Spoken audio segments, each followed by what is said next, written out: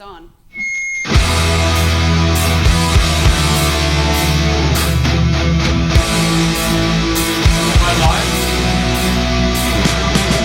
My balls is totally moving, doing it grooving. Now can we get back up?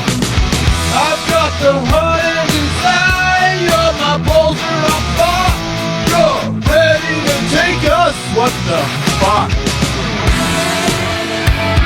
Welcome to the show, baby. Mom's probably a really nice lady.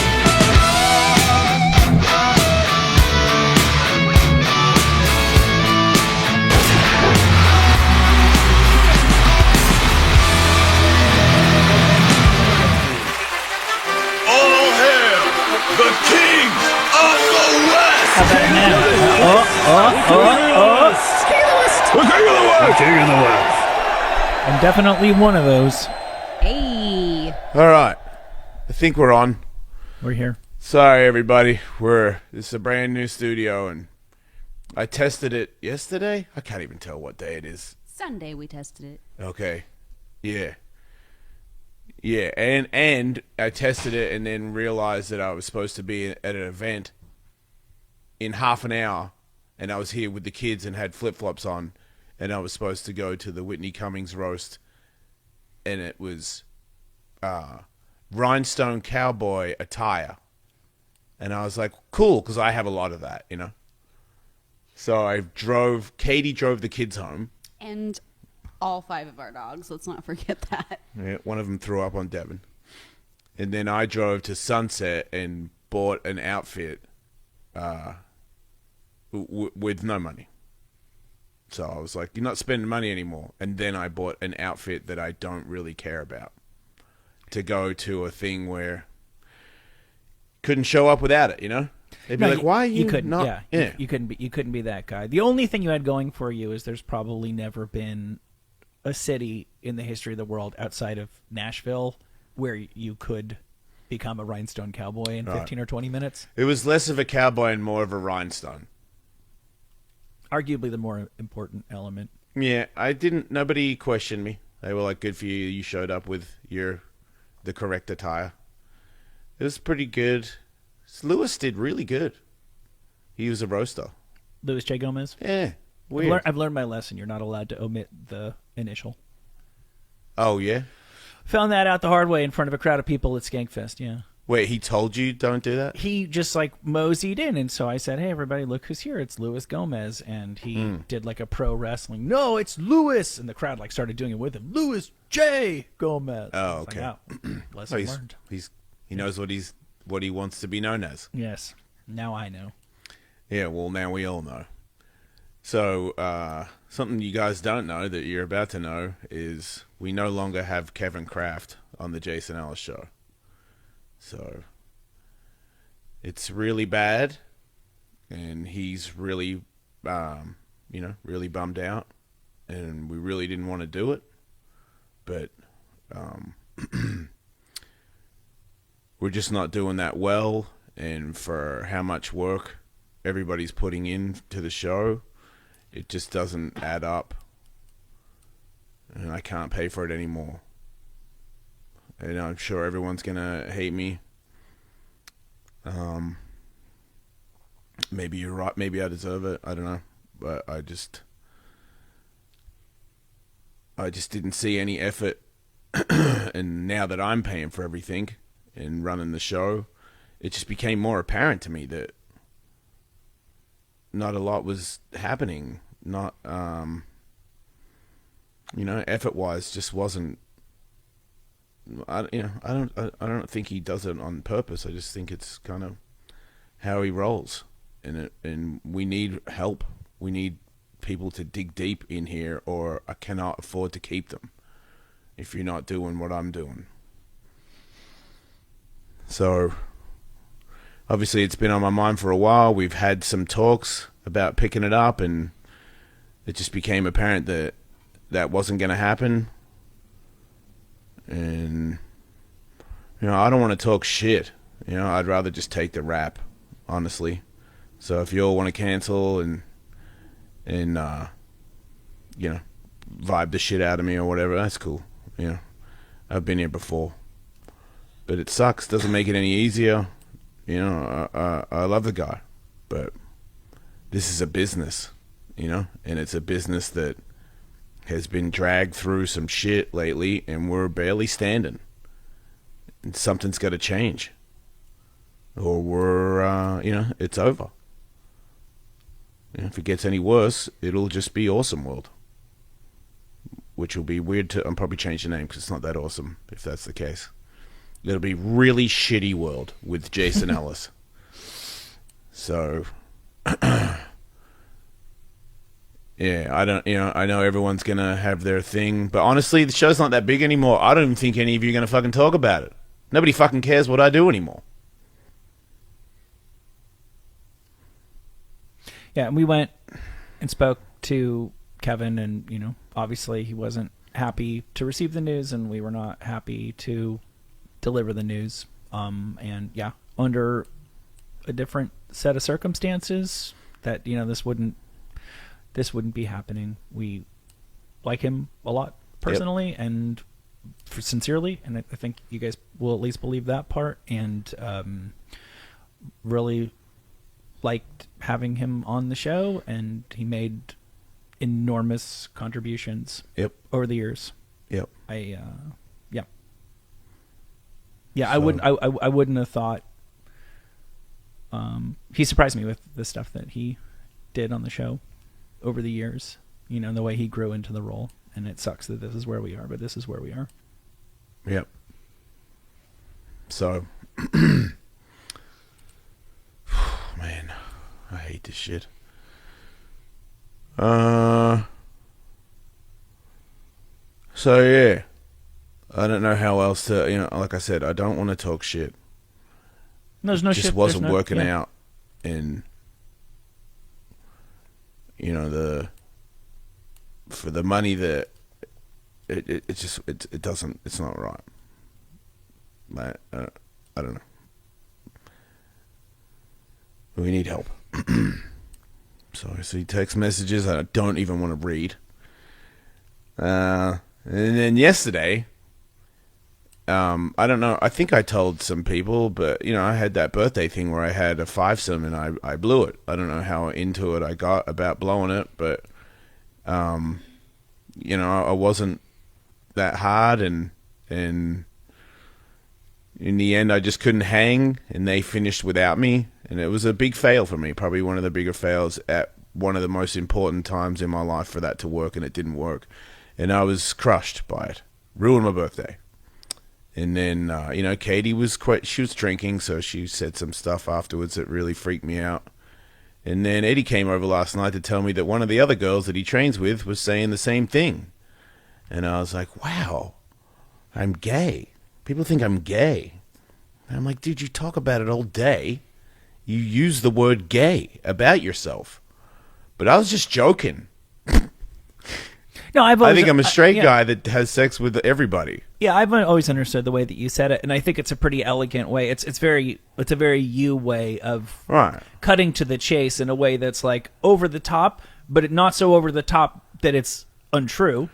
Yeah. I get it. It's like everybody looks at you and knows the straight part, so you're just filling in the blank that they wouldn't guess when you say that. Yeah, I totally get it. Yeah, but even Katie said it that night. She was like, "You're always saying you're gay."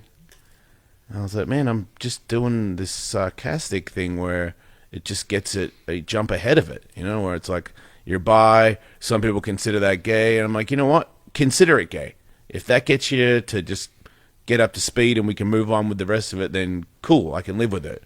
But knowing that behind my back people think that, and to me, it's a contest. I fucking blew it. And they think you're gay because of it. So I talked to her this morning. It turns out that she did not say that at all. She was trying to talk to Eddie about it, and Eddie was like, if you suck a dick, you're gay. And his theory is women can be bi, but men are gay. I see.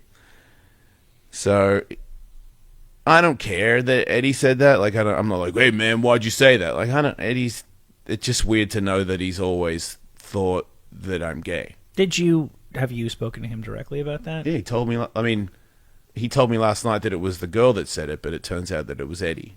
But have you said that she said that it was actually him that said it to him? Or are you just taking her word for it? Oh, I'm taking her word for it. Because when I went live last night, I said, Eddie, what is your opinion? And he took like 15 minutes to answer the question. Oh. And I was like, why are you taking so long? The answer is no. Why are you thinking about it? So it does make sense. But like I said, it doesn't. I just never thought about it. I never thought Eddie. It doesn't matter one way or the other that he thinks I'm. You know, it's just weird. Like if you think I'm gay, then what is Katie? You know, it just seems. I feel bad for Katie, and I feel bad for me. I feel like, does everybody think that I'm married to Katie to make people think that I'm bi and not gay? Because at this point, dude, like everything I'm involved in is hetero. Mm-hmm. All my friends are hetero. All the sport things that I'm into are super hetero. What would be gay sports? I know. That's what, because I was like, I can think of a couple. okay, what? It's gonna suck, isn't it? Diving. There's nothing gay about it. And if you're doing it off a cliff, straight as an arrow. If you're doing it into an Olympic swimming pool, You're gay. maybe. So you think there's a gay community of divers? Maybe. So that's what I. They should- do. Do they do recreational older people diving? You know what I mean? Like, is there teams? That seems like a terrible idea. Like recreational old people diving. Wait, why did you add old people? I guess Didn't you say that? Yeah. I know that there's a very strong community of like I don't personally know a gay rugby team. It probably exists. I don't I don't personally think it know does. it. I know that I used to, when I first moved to LA, because I was just so excited about the weather, I wanted to swim my laps outside. I used to go to the pool in West Hollywood. You know, it's right in the heart of, and I was like the only straight guy that was So there. I should just start swimming. Swimming is very gay, yeah. And there was a team of guys who I never hate figured out- swimming. Swimming's fucking awesome. I don't know how fun swimming is, and I also feel like I'm such a hetero-minded person Yeah. that I might not get along with the gays. There was a. They struck me. They were kind of like work hard, play hard kind of guys. They were really into like having a good body. I got that because that's a That's okay. Yeah. I can live with that. I like that. But I figure remember, skating, very gay sport. See, I can't do it. That's Right. so gay. I don't want to. You know, it's like dating a guy. I don't want to do that. Right. My point is, I think there are pretty gay sports. It doesn't. You don't have to be. You can be like football is not a very gay sport. There's I men am that play so football. old that I can barely play sports anymore. So maybe what other things is like a big gay community that I can get involved in? Especially, I'm going to retire from fighting. Skateboarding's not going to last that much longer. Gay biker. A biker of what? Oh, like a Harley. Yeah. Yeah, I'm too dumb to get my motorcycle license. Remember? Fuck. Shit. Gay and dumb. Maybe you can double be fuck. Maybe you can be a sidecar bitch. Right, that's gay. That's fucking flaming. It could be a The thing. Every sidecar weekend guy- I go sidecarring and suck some dicks. You've got to suck. Life's good now. Dude, if you're the sidecar bitch, You're in a- sucking all the in a dicks. gay, Yeah. biker. You're the bottom all day. All day, Yeah. You every never day. get to top. No. You are never. They're like, no, that's not your spot. you never Back don't down there. have a little bit of cum on you. Yeah. Yeah. See, I don't want to. No, you don't. It's an option, but it's not right for you. Yeah. I don't know what community I can become a part of where. I mean, you know, there's a bi community, but they're pretty They're pretty, you know, they do it themselves. There's not like a team of bisexual people that always hang out together. You know, No. like And the I girl think- that I talked to today. That's the other thing that made me believe her. She's bi. She dated a trans man, and she said that the community shunned her for this because they were like, "Well, I'm not. If you're gonna fuck him, I'm not fucking you." So I think she really does get it, and I know Eddie doesn't get it. So Yeah. like I said, I'm not mad at Eddie or her. I'm just, I don't want to say depressed. It's just saddening to know, you know, like when people say it's so much courage for you to come out on the Stern Show, like Dax and all that, and I never really got it, but now I kind of do. Like I think everybody, not everybody, but a lot of people see me different now, and it affected everything. and I don't think I really stopped to analyze. I was too concerned with like how I feel being me, Yeah. and like trying to be honest with myself. Right. And years after it, now I'm like, wait, you guys all think I'm gay. I don't hang out with gay people, so I've kind of talked myself into a lonely existence. Is that what percentage of people that you're going to encounter, you know, LA type people, actually deep down feel that way? Because I don't think it's most.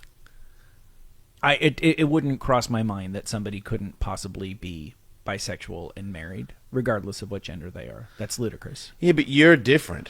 But I think there's I'm more. starting to think that you're like a odd guy. I don't think I am. Like, the community that I hang out, like fighting and stuff, it's just Oh yeah, that's that's what I'm saying. It's like one of my favorite things to do on the weekend is watch UFC. yeah. Those guys are a bunch of dicks. And that's the least of it. I've got a lot of things to tell you about those people. I want to watch this documentary. I don't want to, but I'm gonna. Some guy that was on Joe Rogan's podcast made a documentary about pronoun people and how it's all bullshit. You know, I'm like, I want to watch that and be like, okay, so all the people that I know are bullshit. Yeah. And you've got proof. I want to watch this documentary. So I get that Joe's thing is that he isn't afraid to have. He's not threatened by differing point of views. So he'll have, like, say, Alex Jones is the classic example on, and he doesn't just have him there to go, well, no, let me point out all the flaws. I'm going to tell you that you're wrong. He's just there to let it all wash over him because he's not threatened by a free exchange of any idea under the sun. How many people does he still have on who push the other side of that? Because if you're only open to one side of the spectrum, it makes me think that that's because that's what you kind of really subscribe to. Yeah. Yeah, well, yeah. It's so I just can't understand how The other somebody thing, comedy is like that too. Really. I mean, those guys are. I did not speak to, but saw Fortune on Justin. No, Beamster. Oh, okay. My favorite food, my death sentence last meal food in top 3 is this falafel that I get in New York. Okay. And it's 2 doors away from the Comedy Cellar. Oh, okay. So I went, and New York has built all of these outdoor dining things. They started them in the pandemic. Yeah. And the word is just getting. I have a buddy who owns a restaurant. He just tore his down because it's like if you wanted to build rat gardens, you just couldn't do better than to make an outdoor dining thing in New York. It's a little bit off the ground because of water. They're disgusting. And the one outside of my falafel place was next level trashed because it's not a fancy restaurant. It's like a $4 falafel. I literally sat there. I saw 3 rats inside an enclosed wooden thing run past me while I was eating a sandwich. That would make me not want to eat my sandwich. And I didn't go back, Jason, for at least 3 hours. Because it's that good. I really like it a lot. And it's just my thing. I do it. I mean, it's not like they fucking let the rat poo in the fucking sandwich or anything. I mean, he is there, but he's not in your sandwich. No. I think it's clean inside. New York has very high standards with the public safety in that regard. But yeah, while I was looking down, seeing rats to my left, I looked up to my right, and I saw Fortune walking into the Comedy Cellar with some friends. So I think she's widely accepted in the comedy community, and I think people accept that she is what she is. But yeah, there is this. It's just the male. It's the tough guys, which is so, like, I feel like.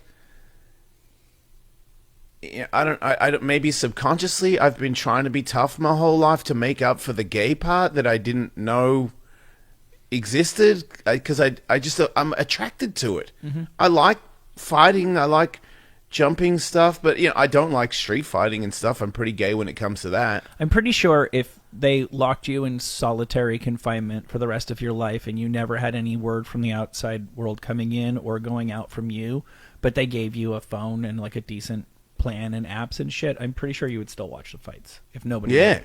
You like them. Yeah. I believe you.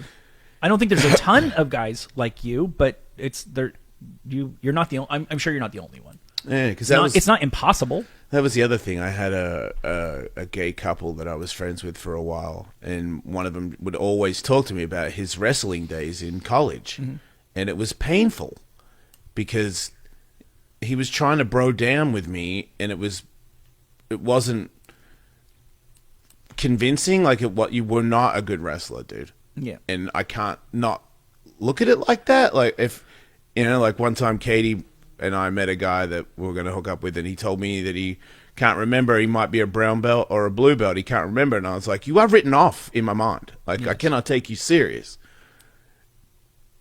It's such a straight way to think. Like this, like it's... I know some crazy judgmental gay people. Okay. But I'm being judgmental about gay people trying to be straight, which is very... I think you're a judgmental person. Yeah, okay. Yeah. Yeah, that is very true. I've really worked on that, and I do bite my lip 1,000 times more than I used to. I get that. I get that.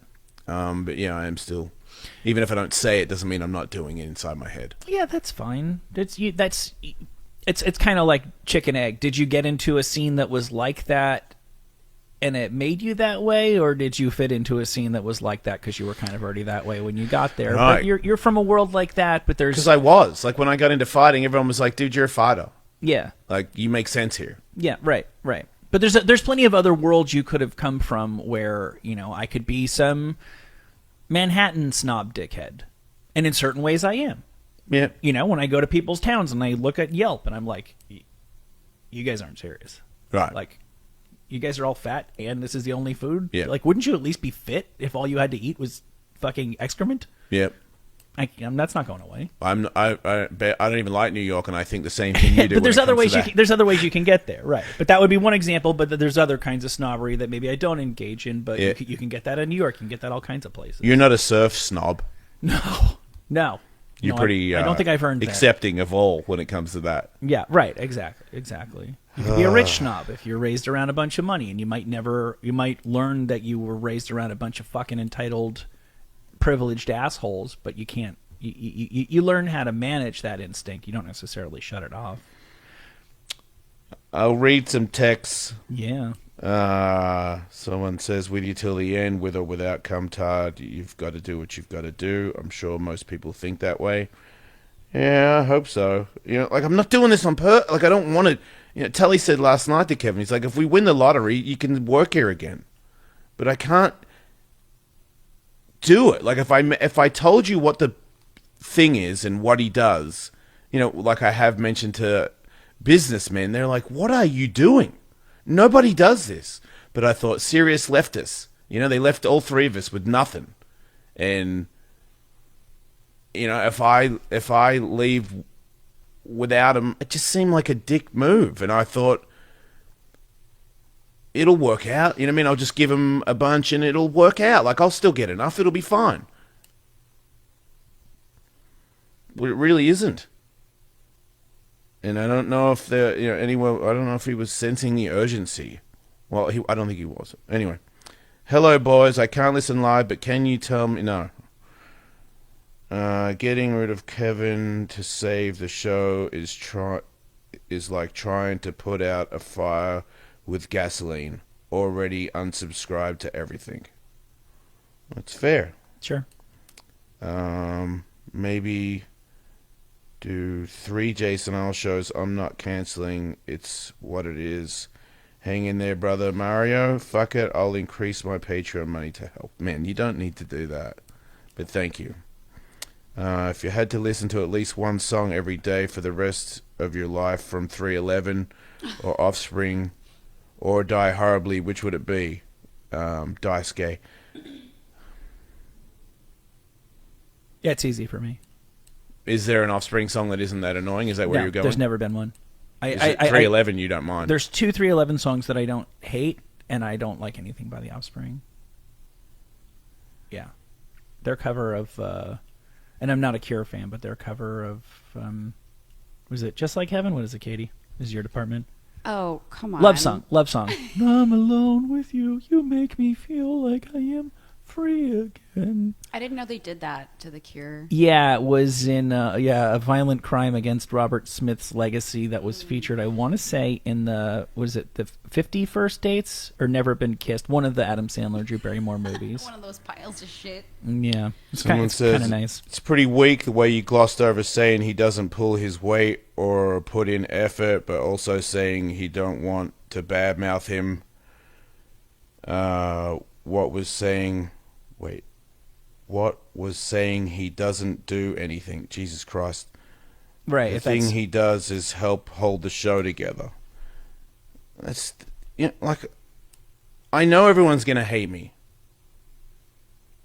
The guy fucking fixed his phone on a live show. 4 hours a week.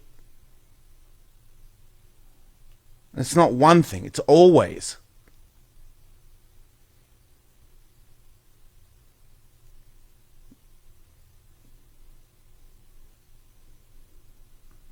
Everybody can leave. I'll deal with it. I've got kids. I'm trying to stay alive. I don't. You're only as good as the company you keep. And if you think everything's gonna fucking fall in your ass and get cancer, I can't do it anymore. I can't carry anybody that doesn't want to fucking go. I'm trying to do everything. I'm trying to go to everybody's show. I'm trying to do everything I can to make us still exist. I'm the one with the followers. They're not that many, but it's 250,000. If I post that we're on, 250,000 people know we're on. If anybody else posts it, no one knows we're on. I fucking hate social media. But I'm on there to try and tell everybody that we're still here. You're not going to get rid of us. Not that easy. Yeah, I understand that guy's point. I think what I would say to that is it's a fine line between trying to explain the reasoning and bad mouthing, and I can see where you might interpret it as bad mouthing, and maybe we should have just been like, it wasn't working out and that's the end of it. But there's also the part of us that is trying to offer an explanation, because if I were in a listener's shoes, I would want some sort of explanation.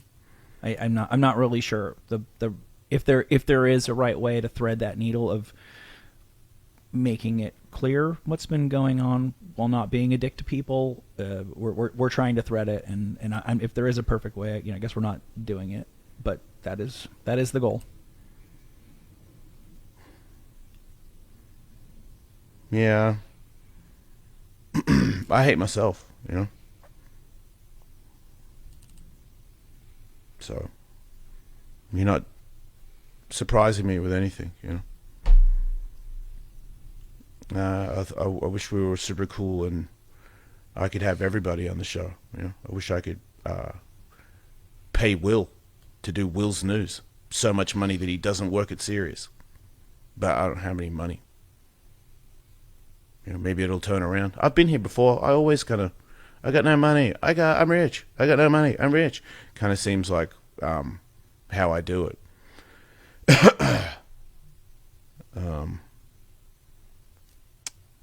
But I've been thinking about this for over a year, where I'm just like, what is happening here?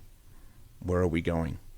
Does anybody understand that if you don't pick it up, we're a couple of thousand subscribers away from not existing? I feel like it doesn't. Which way it could stay here forever? I don't. It's gone down a little bit. Got to do something new. Got to do something different. Got to get out there. Might just be all over. We told Kevin, yes, if it gets worse, Tally will be gone. For sure. Right. And I will be the first to volunteer that. He did ask us, so he's like, do you think this is going to help him? We said, no. We don't. No, in the short term, no, not at all. And he said, so what happens if it keeps going down? And yes, then I will not be here. I think anybody who's ever run a business or been around a business understands that's the way that's the way that goes. That is the answer to that question. If it gets worse, I will also not be here.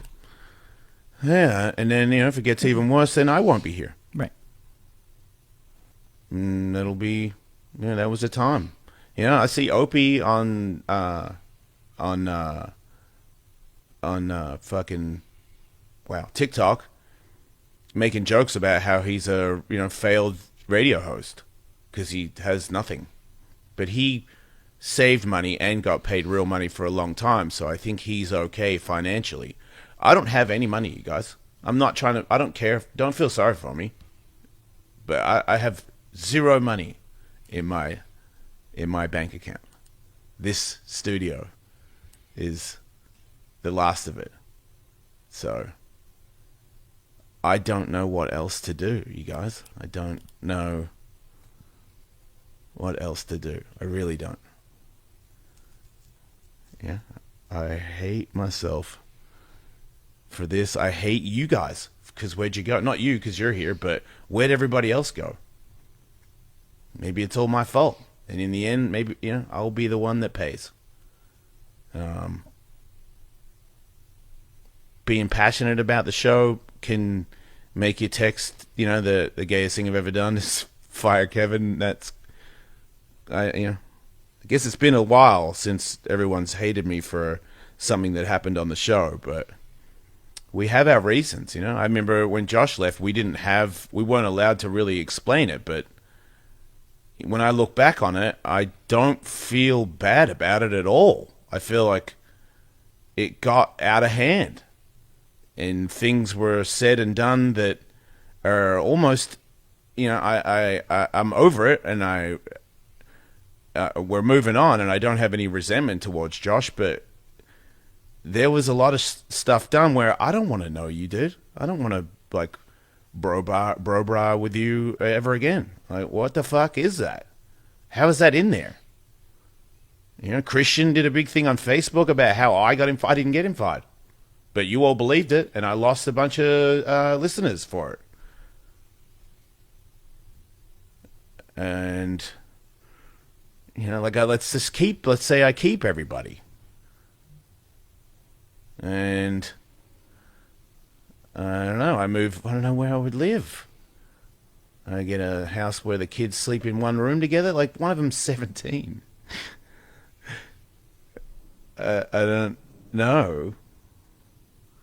I keep checking for other ways to do this, and I have been for a long since we left Sirius.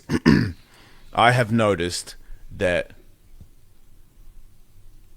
not a lot is happening. Man, see, I don't want to talk shit. Because he's a good dude. Yep. He's a kind soul, and he's a good guy. Which makes it 1,000 times worse, because he hates me. And I don't blame him. I don't like Sirius. But I also understood that it was business. If I'm not making you all the money, bye. And I just don't think people realize how much it, to podcasters, people don't know us. We have to get out there. And if we don't get out there in the next year or two, that's it.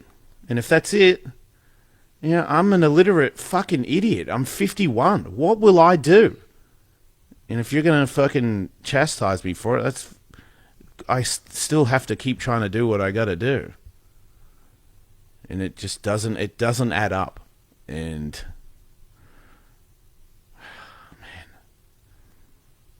I'm going to start resenting. It already happened where I'm like, man, are you really not paying attention? Are you going to be late? Are you real? This is everything. This is all I have. Can you act like it means the world to you too? Because it's kind of everything to you. But he'll get another job. He's got his own podcast. He knows thousands of people. When Scott fired me from Sirius, what was I going to do? I mean, what am I doing? It's not working. It's doing okay, but it's not really. The Hawk versus Wolf thing is supposedly going to be better next year, but it might not be. And I drive down there at any time, any day. I'll go anywhere to make that work. I'm trying to do stand-up because I'm trying to exist. Oh, well, you have a podcast, you say? Yes, that's the point. That's the whole point, is to let people know that I didn't just die. Still here, doing a show. Feel like it's just as good a show as anybody else's show. We've just got to get the word out. Maybe not. Maybe this is the final nail in the coffin. But everyone's always looked at it like that. I feel like when Josh left, it was all my fault. Christian left, it was all my fault. I'm used to it. You know, and I understand it. I take it, you know, you guys are passionate about the show, and you're like, what do you mean you let one of us go? You know, and that's, well, I'm well aware that's going to happen. Yeah, people are, you know, when you listen to a show like this, it's like being a part of a gang of friends, and unfortunately, you know, you have the power to kick somebody out of the group with that the listeners obviously wouldn't agree with that. You know, but I mean, think, 5 years ago, Andrew fired him and said he's gone unless you put him on a mic because he's not doing anything in the green room. So I gave him that. Not to mention all the raises I got him that he never appreciated. Sirius didn't give him big fat raises, so yeah, but that was a lot of stress, you know. I was like barking at these people all the time, ruining my relationship with them by being somewhat threatening, you know, like I don't know how to do business. I'm just like, if you don't fucking give him something, I'm fucking out of here. And I did that a lot for people. No one, you know, there's no one wants to talk about that. They only talk about the bad thing, which I get. Yeah, I get. I'm trying to think. This is another. I don't really follow anybody's show like that, but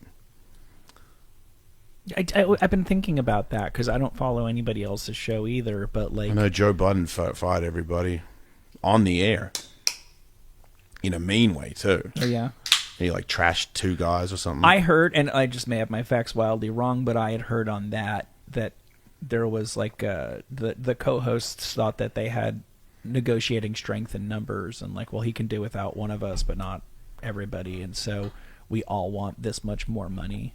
Right. And, Okay. and Budden like called their bluff, and he's like, I like you, but I don't need you, and if you're not good with whatever, then you can just get lost. Right. That's Okay. could be wildly That wrong. makes more sense. That's what I heard. Like just to bounce people for no reason doesn't make sense. I heard that they wanted more money. Yeah, I just wonder, like, what happens on other shows when shit happens. Do people, like, is there always going to be the one, the percentage of people who are like, I liked that person, or I liked you, but now I found out that you're a fucking asshole, so now I don't listen to this ever again. And then, you know, or like, how does this go on other shows? The only one that I can think of is Ron and Fez, right? Where when Fez was finally out the door, everyone was like, well, you could see that coming for 10 years. Right, because he was talking about it on air. Like, He was going through a lot too, yeah, right? exactly, right, yeah. And there are shows that part ways with people, and does that always have to mean that everyone involved is a fucking asshole? Is it possible that sometimes people have reasons? Again, how is this not talking shit? I guess it is. I guess I am talking shit. Well, let me talk some not shit. I don't really have a whole lot to say that we haven't said, but I sincerely, truly, really like Kevin as a person a lot, and I truly, sincerely, so sincerely wish he was here with us right now. And I truly, sincerely value the things that he's contributed to the show on air and off, and I will miss them, and it leaves a hole in the show that is very challenging and perhaps impossible to fill. Yeah. That is all. I agree. That is all 100% true, and that we're not here. We're trying to explain a situation, so obviously we have to linger on the negative element of that. But Yeah, I think I'm trying to justify it, and it's making me talk shit. So you should just all think that I fired him because I'm a cunt. That way, it can all be my fault. There you go. I did it to try and ruin his life. That's why. Because I'm a cunt. Does that make it easier for you to cancel? Because, I don't know. I'm hanging on, you guys. I don't know.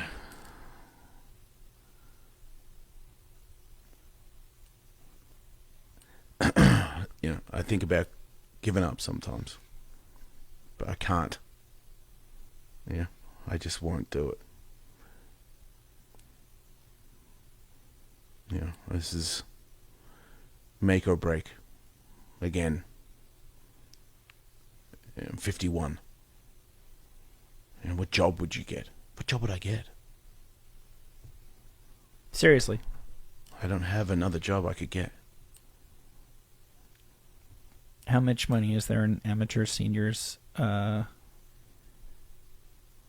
diving? Yeah. I mean, I guess I could do OnlyFans, but you know, I think if I really pushed it and just did that, I would probably make like $1,000 a month. That would be tough. That's surprising to me, based on my knowledge of absolutely nothing. I feel like there's a serious niche for you in that world. Don't gay guys I love? haven't tapped into it. Oh, maybe that's why heterosex is usually my stuff. So if I just start really? getting butt fucked, maybe that'll do it. Yeah, I thought that was a big thing of like, because every porn thing is like you want the person to pretend to be a role, and the more convincing they are at that, you know. And some girls like some like schoolgirl, but you can tell she's like 35. It doesn't really fly. Like, you can convincingly play. They're like, no way, bro. I don't do that shit. Oh yeah. Well, maybe just this one time. Right. Maybe this is actually kind of fun. Straight gay guy. Yeah. Okay. Right.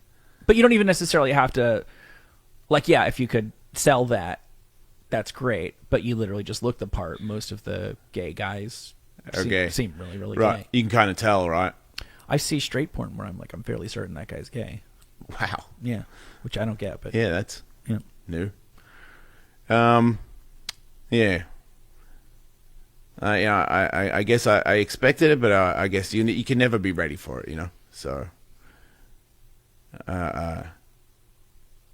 that's it. You're right. I'm not going to talk any shit. There you go. He's great, and I am a bad person. I don't know why I did it. Seems like I did it for no reason, according to one guy.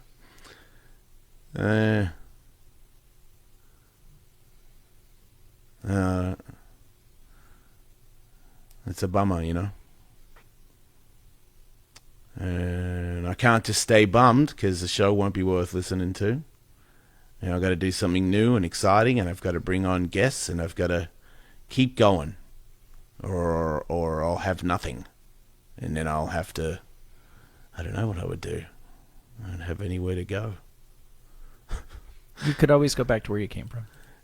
I don't even think I could do that. I was going to say that, but I don't even think I could do that. Where would I go? I can't live with my stepmom. You can't go live in Tangel Bryn? Well, I asked, and my stepmom was like, I can borrow it. You can rent the house next to it. Or you can't have there's no guest house for you in your family's second home? No. Guest room. Not really. Hello, you're on the show, maybe. Hey, what's up, man? My name's Tim. Hey, Tim. I've been listening to you guys for quite a while. Years, since SiriusXM. Right. Thank you. Yeah, man. I love you guys. I mean, just let me start by saying that. Like, I absolutely loved listening to you guys. I mean, I get off work, I get in my car, and I turn the show on. And that's what I do every day. On the way to work, I turn the show on, I listen to it, and on the way back, y'all are what I listen to. So I usually don't listen live, because I get off at whatever time, but I just caught the live feed and heard that you guys let go of Kevin. Yep. So my biggest thing is, I mean, why? Well, I don't want to talk shit, dude. No, it I wasn't understand. It wasn't working out for the percentage of the show that he. See, I don't want to talk shit. So it wasn't working out. I couldn't financially afford to keep him, and that's it. There wasn't anything you guys could work out. Like, hey man, come on the show. Just like, hey, I just want to let you know, man, we're hurting right now for money. Yeah, so give him a pay cut. How do you think he'd act on the show if we gave him a pay cut? Like, for one, I can tell you that he wouldn't be here. He wouldn't accept it. That's why that wasn't offered. Well, then that's on him. You guys have been together for a while. Yeah, I know. Yes. It just seems like you're like missing a piece of the puzzle, man. You know what I'm saying? Like I understand. it's it just really sucks. And I know I'm not blaming it on anybody. I get it. If it's a financial business decision, you got to do what you got to do. But I mean, the pros and cons that I guess from what you're saying, did it have to be that way? I mean, What other way? What other way is there? Do you have another one? I'm just thinking, like, well, I gave one suggestion, but Well, I like, told you if the you- answer to that. Like, if you give him less, he won't. If he did show up, it would be negatively. fair enough. And I I can't understand. do the negative thing anymore. Like, it's already, my back's up against the wall already. I can't, if you're not 100% with me, so I'm not, just blame me. Just blame me. It's easier. No, He doesn't I don't deserve for me to say anything bad about him. He's already lost his fucking job. So, just, if you know me from listening, have I ever been a guy that wants to fuck over my friends? no, I not at all, don't which think is so. why You know, I feel like if I don't anything, know about. giving him the job in the first place was like, everybody was like, don't do that. That's way too much money. You're going to give him like almost half the fucking show? And all the things I have to do to make this show keep working. It's not like SiriusXM anymore, where I just walk in and fucking fart away and walk out. And if anybody doesn't work, it doesn't cost me any money if you don't do your job. Now it does. I completely understand that. I own my own business. I'm an electrical. I do side work. Right. I have a steady gig, but I do side work I do electrical. Do you have But employees? I understand it. No, not at the moment. But I understand. I have a bunch of my buddies who do have employees, and if that employee was costing them more than it was making them money, then you got to cut ties. That's it. But I think us as listeners, I guess we just didn't get that side of it. Yeah. I guess we're only hearing like, okay, just one day we're just like, okay, Kevin's gone. I mean, did you And hear him I on think Skank? Did that's- you hear him on Skankfest last year when we did a show? Bits and pieces. You heard him talk though. Yes. Well, he didn't actually talk. And that's airfare, hotel rooms, and he didn't say Okay. anything. And he does that when there's a guest. He doesn't say anything. Look, See, now I'm going looking at again. it I know. as, Look. I don't want to. It's just me. I did. If anybody can understand in tough times, small businesses having to do things that they would strongly prefer to not do. Of course. That's where you're at. I do feel, because I'm just going to play devil's advocate in Kevin's defense. Sure.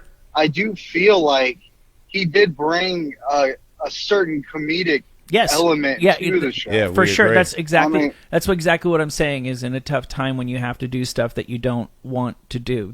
If it's coming across to anybody as, well, that guy sucked anyway, then, and I don't think it should be, I don't think it is, then let me be very, very clear about that. I'll repeat something I already said, which is it leaves a hole in the show because no one is debating that he brought awesome stuff to the show, that he brought value is unfortunately the business way to say it. Nobody is debating that.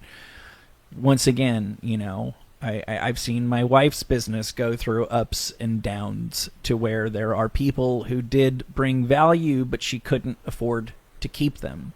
And this is just different because nobody's feelings get hurt when a salesperson has to be let go.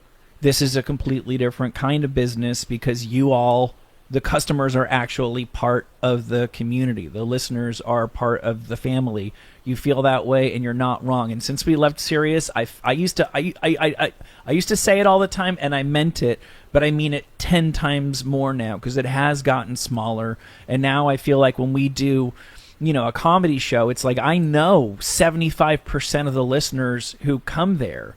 Like I I don't expect anybody to like this. I don't like this, but at the end of the day, it is dollars and cents, and this isn't about if we let Kevin go that somebody can get a gold-plated house. It's about people being able to pay bills and shit. Exactly, keeping it afloat. Yes. I got you. I got you. I just want to. I'm going to go ahead and I don't want to make the whole show about that.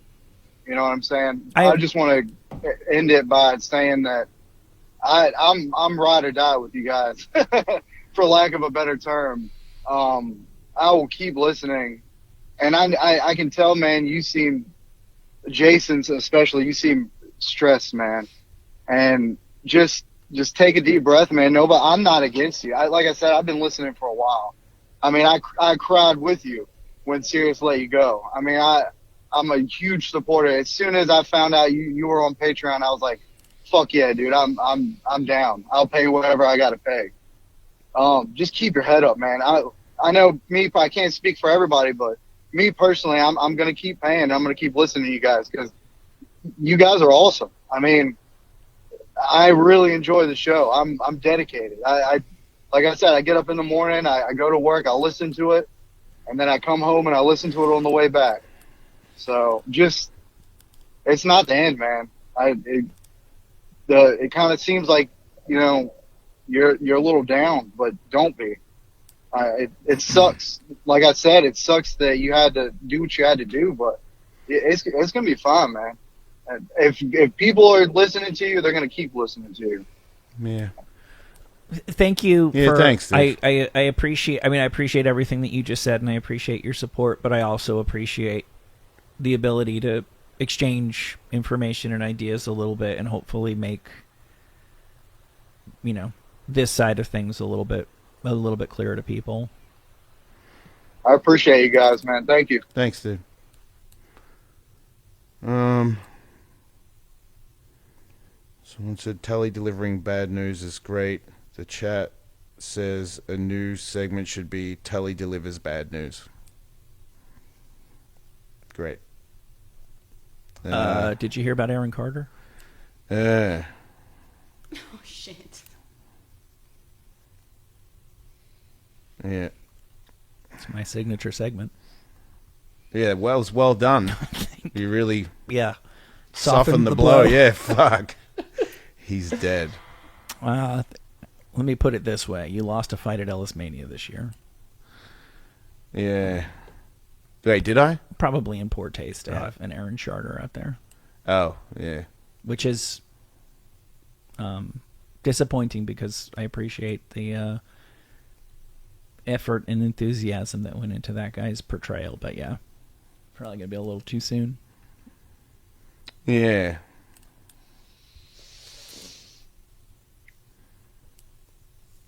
Someone says people need to understand the difference between talking shit and talking about your experience. Yeah, because I don't know. Trying to justify it, I think, is my mistake.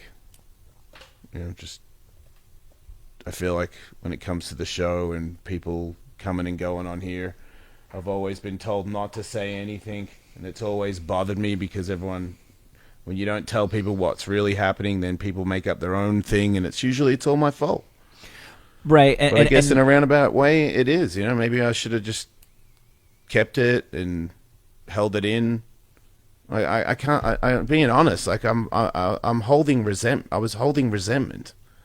Because I feel like I'm having all these meetings to try to, like, how do we make the show bigger? What if I do this?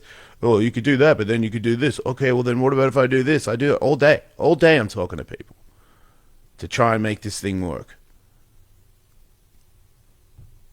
Look, this definitely is a new wrinkle before, because anytime anybody has been with the show and has moved on for whatever reason over the years, it was always a really consistent thing with Sirius that basically you can't win a lawsuit. It would be really, really bad for the show and for Jason, even if somebody lied and said that you used to beat them up. Just defending that lawsuit would be such a headache for the Sirius legal team that Sirius would hate you because of Right. it. So it was always whenever anybody leaves, don't say anything. And then obviously the person who left was no longer affiliated with the corporation and didn't have anybody telling them don't say anything. And of course we were going to turn around and sue people for shit that they said about the show. So there was any number of times that, you know, things went sour and we were expressly instructed, like, we'll take you off the air if you don't shut the fuck up. So this is definitely a new one where, you know, we do have the freedom to speak freely within, you know, normal human reason. Of course, I'm just going to say, again, I like Kevin a lot. I like so many amazing things that he's brought to the show. And I wish the circumstances were different because I'm not thinking about shitty things that might happen to us or the show because of this today. I'm thinking of him. And I do mean that sincerely. It sucks. Yeah. Yeah, fully. Yeah. Yeah, okay. So Aaron Carter died. He did. I honestly don't. I've He had like a bunch of... What's that thing that he said that he quit doing a long time ago? He had a bunch of those cans. compressed air. Yeah. What is that? Yeah, huffing compressed air. His voice never. You ever tried sounded that? like- no, I have not. Me neither.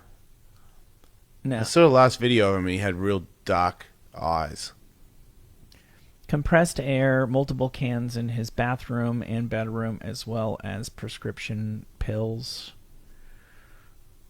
His live-in housekeeper is one of the people who may have found him. He had a live-in housekeeper?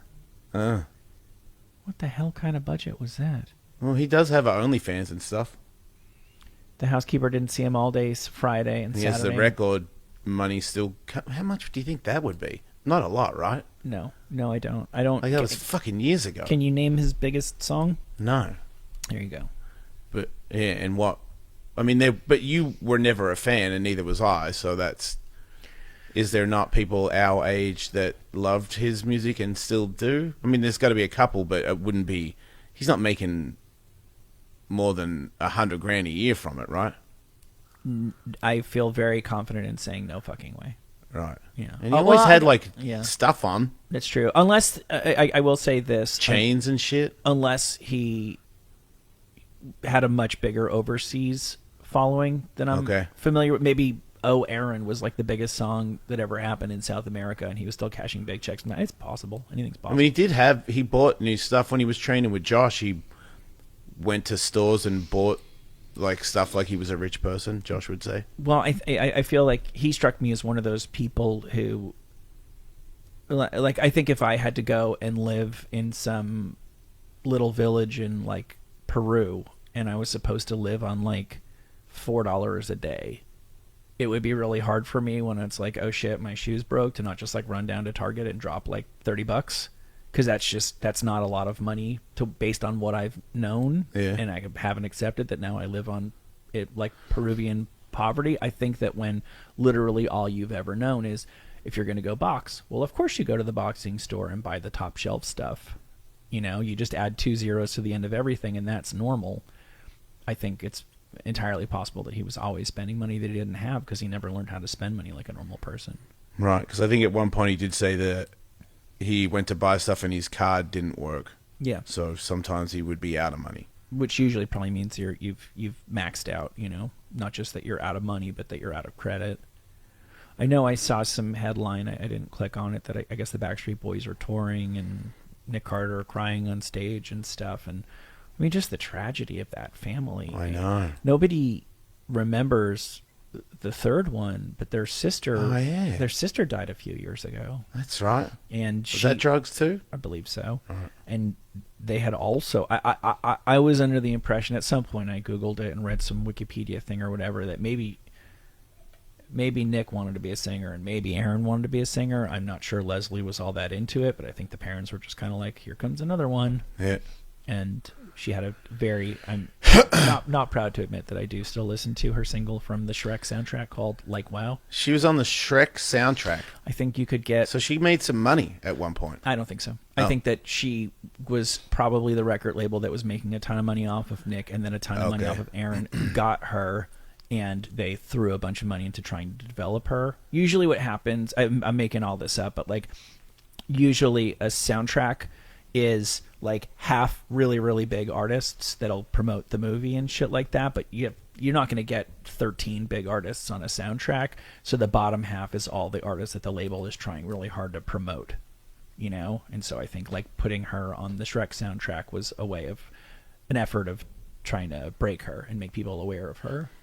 Didn't Aaron's family take all his money I forget and all spend it? I can look it up, but yeah, I know that he had a Like terrible. he would have had millions if it wasn't for them. I think that's there's supposed to be protections against that. There are very, But I think that was specific- before those were a thing. really. I thought because those I don't laws. know. I saw something on fucking Yeah. TMZ or somewhere. It was like he had made some crazy amount of money, and then when he became old enough to have it, it was gone. Yeah. Okay. Here you go. Because the law had existed for a long time. God, I know this is not the first time I've seen this, and it always seems like it should be so much higher. According to the California Child Actors Bill, Aaron's parents were supposed to have put 15% of his earnings into. They call it a Coogan account because there's a kid. I think his name was Jackie Coogan, who was a child star like way back in the 30s, and his parents just took everything. Yeah. God, it seems like it should be a lot more than 15%. Yeah. Should be like 50% Yeah, at least. Yeah, at least. Like I would imagine that there would be a sliding scale. If a kid does like one Cheez-Its commercial, that's one thing. But if a kid's making $10 million a year, you can tell me, well, I spent $80,000 flying this kid around and taking time off Yeah. work to take them to auditions. You can't say 11 million. You can't say it cost me $11 million. Yeah. Exactly. I would assume that there would be some sort of Yeah, they sliding spend his scale. fucking money. It's like our kids, dude, started making a million a year. I And they wonder- weren't all, like Tiger just started making $1 million a year. And Yeah. and when he became 18, I was like, fuck, dude. I was going through a tough time and I kind of spent 11 million. Tough time, Yeah. that's not it. I just wonder. He says I got $2 million when I turned 18. I should have had at least $20 million in my account. He's saying that 15% of the money he made would have added up to $20 million. I never saw him as a $100 million earning kind of performer. He does exaggerate. He did does. exaggerate a lot. But it says after he turned 18, he learned that he owed $4 million in tax liens.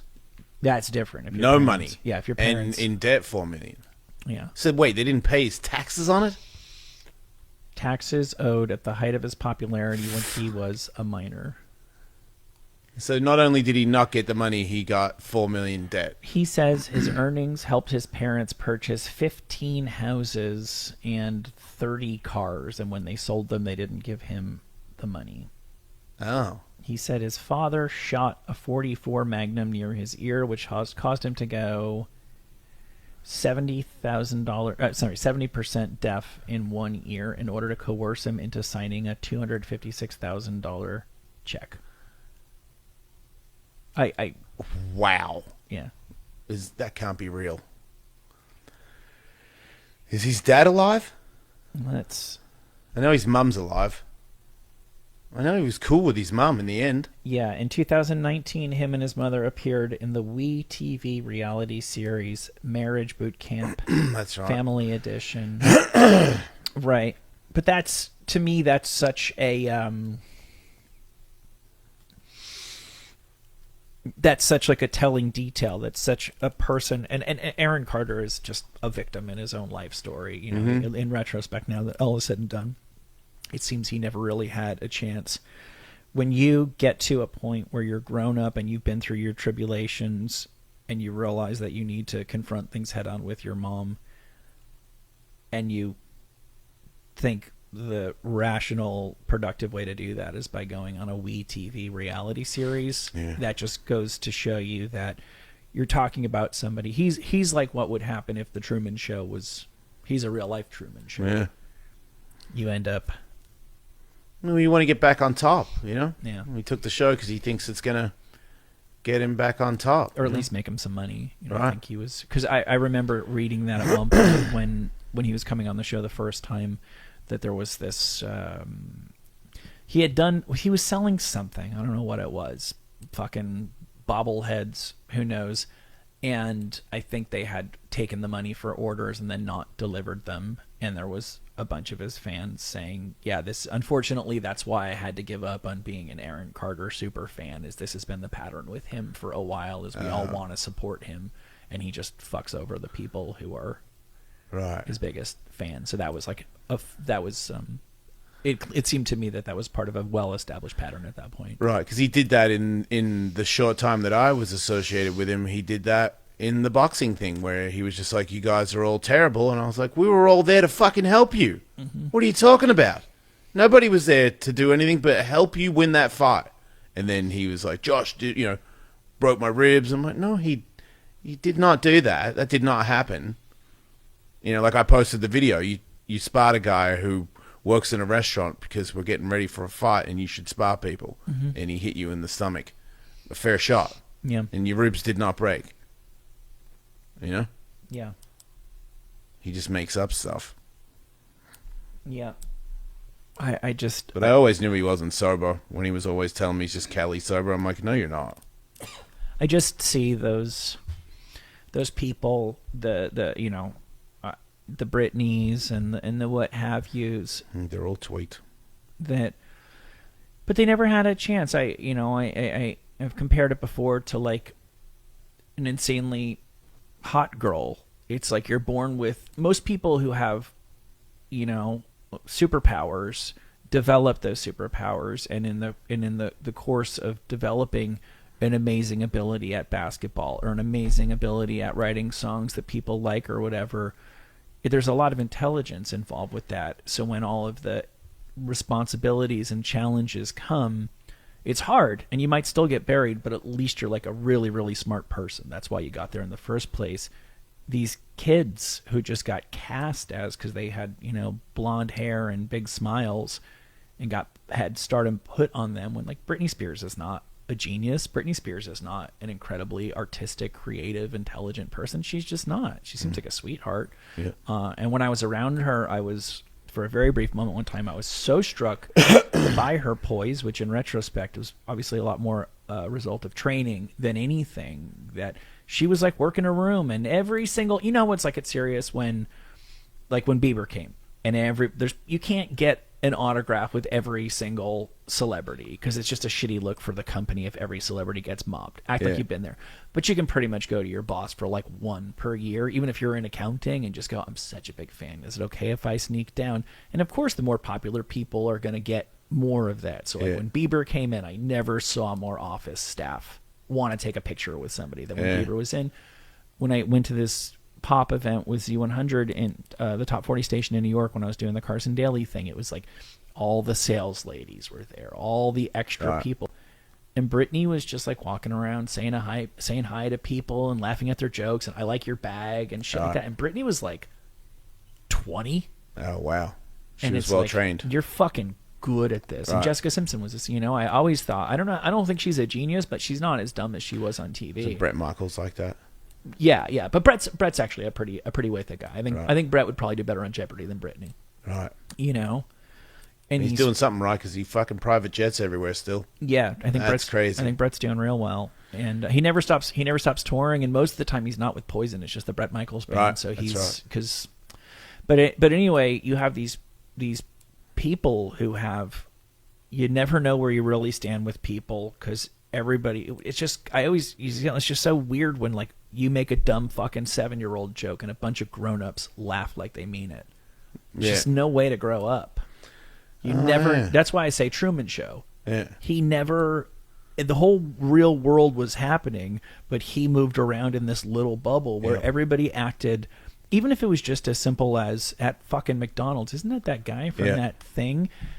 The only reality that you ever encountered wasn't actual reality. Even Yeah. when you tried to step out of the bubble, you brought the bubble with you. You Yep. you create the bubble. There's a force field around you. Even though you didn't do it on purpose, but you have now. And it honestly doesn't really matter that much to me whether the parents are like, fuck you, sing and dance, or whether you're like, mommy and daddy, I want to sing and dance. You're 7. There's reasons why we don't let like fucking people under 18 make adult commitments, because we know that they're not capable of doing that. And I mean, how many more of these have to happen before we look at the next Millie Bobby Brown or whatever and just go like, it's a fucking coin flip whether or not you end up a complete train wreck. Right. But in the meantime, I'm just going to watch your shit on TV and think you're cool. She's in a terrible movie on Netflix, Sherlock Holmes, the fucking... Yeah. I'm like, I believe started to watch I believe it. it's a sequel. Yeah, I was like, with Superman.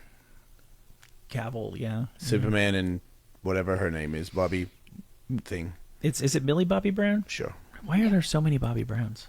It's a weird thing to be second in line on that one. You think there'd only be one Bobby Brown name, but... And then the chick from the Warrant Cherry Pie video, She was Bobby? she was Bobby Brown, It's a cute name. who was For a hot chick. and she was with Tommy Lee and Oh, okay. made She her did the way- rounds. yeah. She was the new Heather Locklear. I hate to do this, but someone said we're quiet on YouTube. I don't know if it's just the one guy that wants to drive me insane. He's like, man, Ellis looks like you're having a bad day. Let me tell him that. Yeah. How's everybody on the chat? Can they hear us? I actually texted Steve and said that people are saying that the show is quiet. We did do a test show, and we tried to get all the levels good. Yeah. People, and when we ended the show, people were like, "It's good. It sounds good." But he's not here now, and people are saying it's too quiet. I think it's pretty amazing that the last time I saw you, the studio was in a completely different county. Right. And here it is, and it's all set up and shit is working. Boy, oh boy, as somebody who I used to wake up in the middle of the night stressing about getting my little rig in my basement, which is nothing compared to this. It's been a lot, man. It's so much, and it's like one of those chain With is all only this other stuff going on at the same time, it's a lot. Yep. It's like really draining. Can you adjust something on the board, like the main volume or something? But beyond just the mics, yeah, is there like a major output out the back? Hello. What about now? You How do you seem like me now? you seem a little bit less. I'm sorry. I can also speak up. That is something I'm capable of doing. Yeah. So, what happened with your move? I thought you were going to have moved by now. Yeah, we were supposed to move today, but they said that it was going to rain today. So they wanted to move tomorrow. They don't move in the rain? I guess not. Cali bitches. They're keeping it overnight, too. So we're in this house tomorrow with nothing. Oh, your shit is like in pods? Like they put it They're in going trucks? to get it tomorrow, Uh-huh. and then we don't get it until Friday, right? No, since we're moving tomorrow, it'll stay overnight on the trucks because our house we're moving out of is like 3 stories, so a lot of stairs. It's going to take them a long time, but it'll stay on the trucks overnight, and then they'll just put it here in the morning, On Friday. Thursday. Oh. Tomorrow's Wednesday. Is Yep. it? Okay. I'm so fucking I came back. Yeah, me too. I came back early. The fucking shit show at my house right now. So I went home helping my family settle the affairs of a deceased relative. Also, was one of the most beautiful events I've ever been a part of. My sister and her husband adopted a little baby girl, and like having every part of my family and like a lot of old people have passed away in my family, and just to have like this new life there, Right. and have my sister have something that she's always wanted. And turns out there's all these people that we know who are like, oh, I never knew you had adopted a kid, or I didn't know you were adopted. There's just like, it was kind of weird that it was 70 degrees in November. That's not really supposed to happen in New Jersey, but putting aside the larger implications of that, it was like the most gorgeous fucking day, and it was the most gorgeous event. But I still had more stuff I want. My parents need a lot of help these days. My dad's 85, but I red-eyed on Wednesday, got off a plane on Thursday, and like an hour later, my daughter like barfed at school and came home, and so my wife's got a lot going on with her work, and now all of a sudden both kids were home, and so I just said, fuck it, I'll come back on Saturday. And now my son wasn't sick, was just home as like a COVID precaution. Now he is sick, not COVID. I got the call from the school, come pick him up. My daughter has, I don't know why there's so many fucking old school plague medieval diseases coming back, but she has, was it foot and mouth disease? What?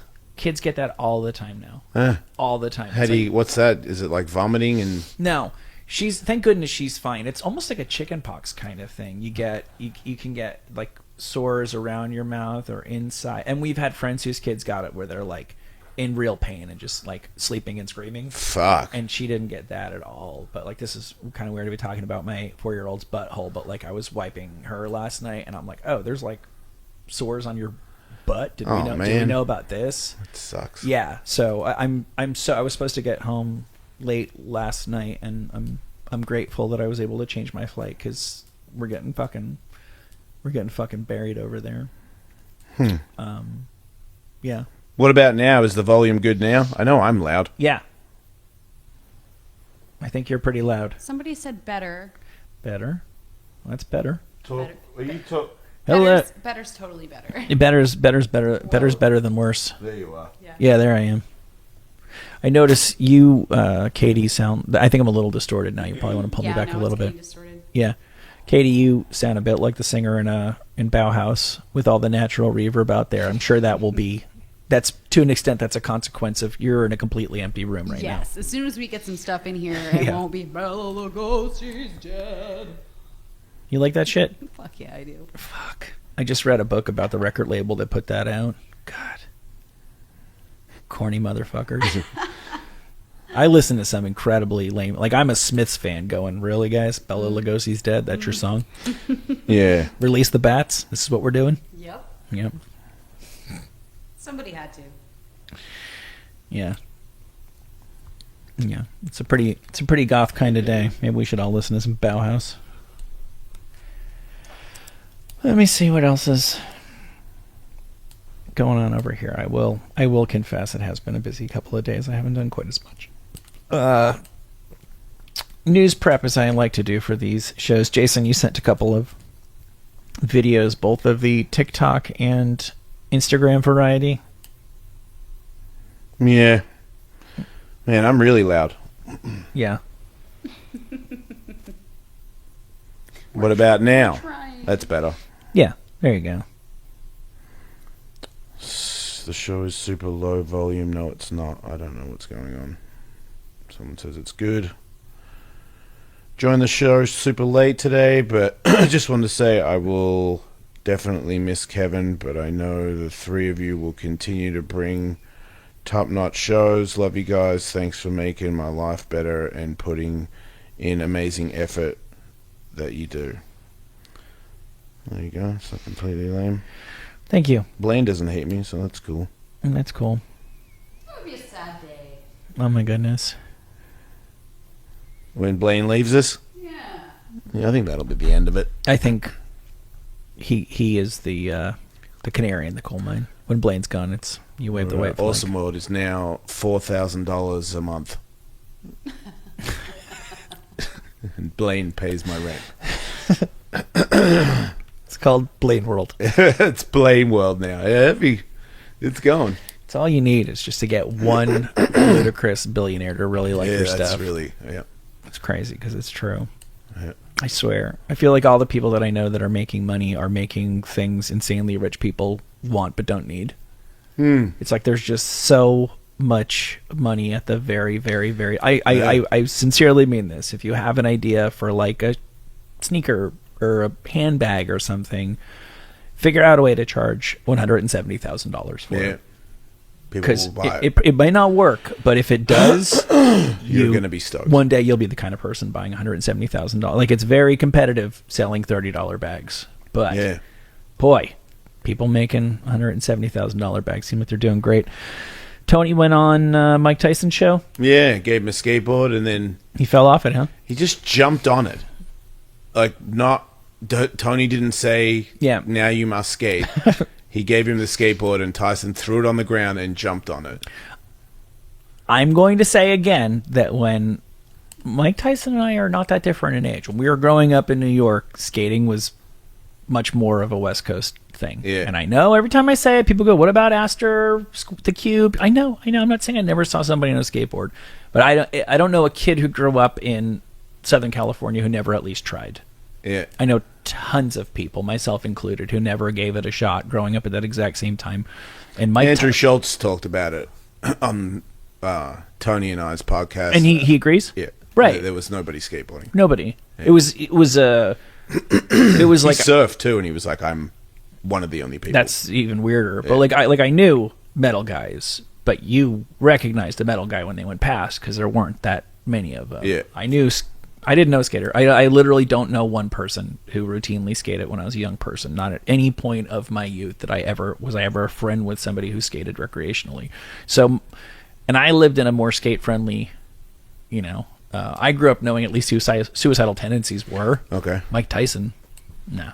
You didn't know who he was. No, I'm saying I was at least aware of skate okay. culture. I don't even know what his in to that. He's just would have down been. for anything. I guess Tony said, excuse me, when he fell over and hit the wall, the first thing he said was sorry to his wife and that he's okay, and then he's not going to do it again. So it seems like a thing that he does. They said that he, a couple of years back, fell off a hoverboard. Oh, you didn't see that?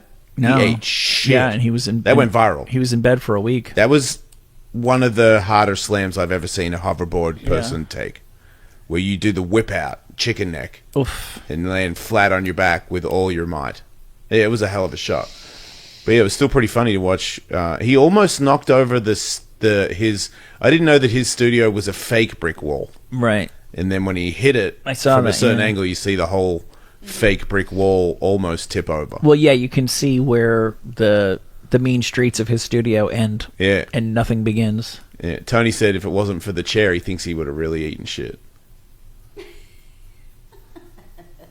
Yeah. That was a tremendous effort for somebody that doesn't skate and to be given a skateboard. I guess that's what you do when you're Mike Tyson.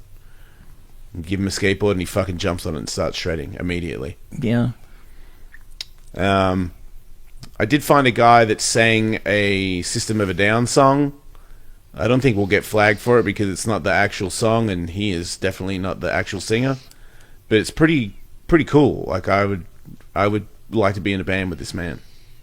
I want to. Heidegger to fire when the digger. I want to. Why you leave again on the table? I want to. And something just ran in my self-righteous sweet side. I want to. Heidegger to fire when the digger. I want to. Why you leave Pretty good song. I just want to know, like, Kind of did some of it better.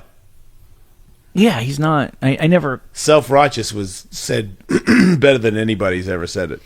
It was Righteous. for people who will hear and not see this. It was subtitled, but it was subtitled phonetically. What he was saying? Yeah, they just wrote down what was coming out of his mouth, not what the actual words of the song are. Or I would have also understand if it had been in whatever his native language is. Yeah. That they were translating it. So I hate to think that somebody was posting that and making fun of him.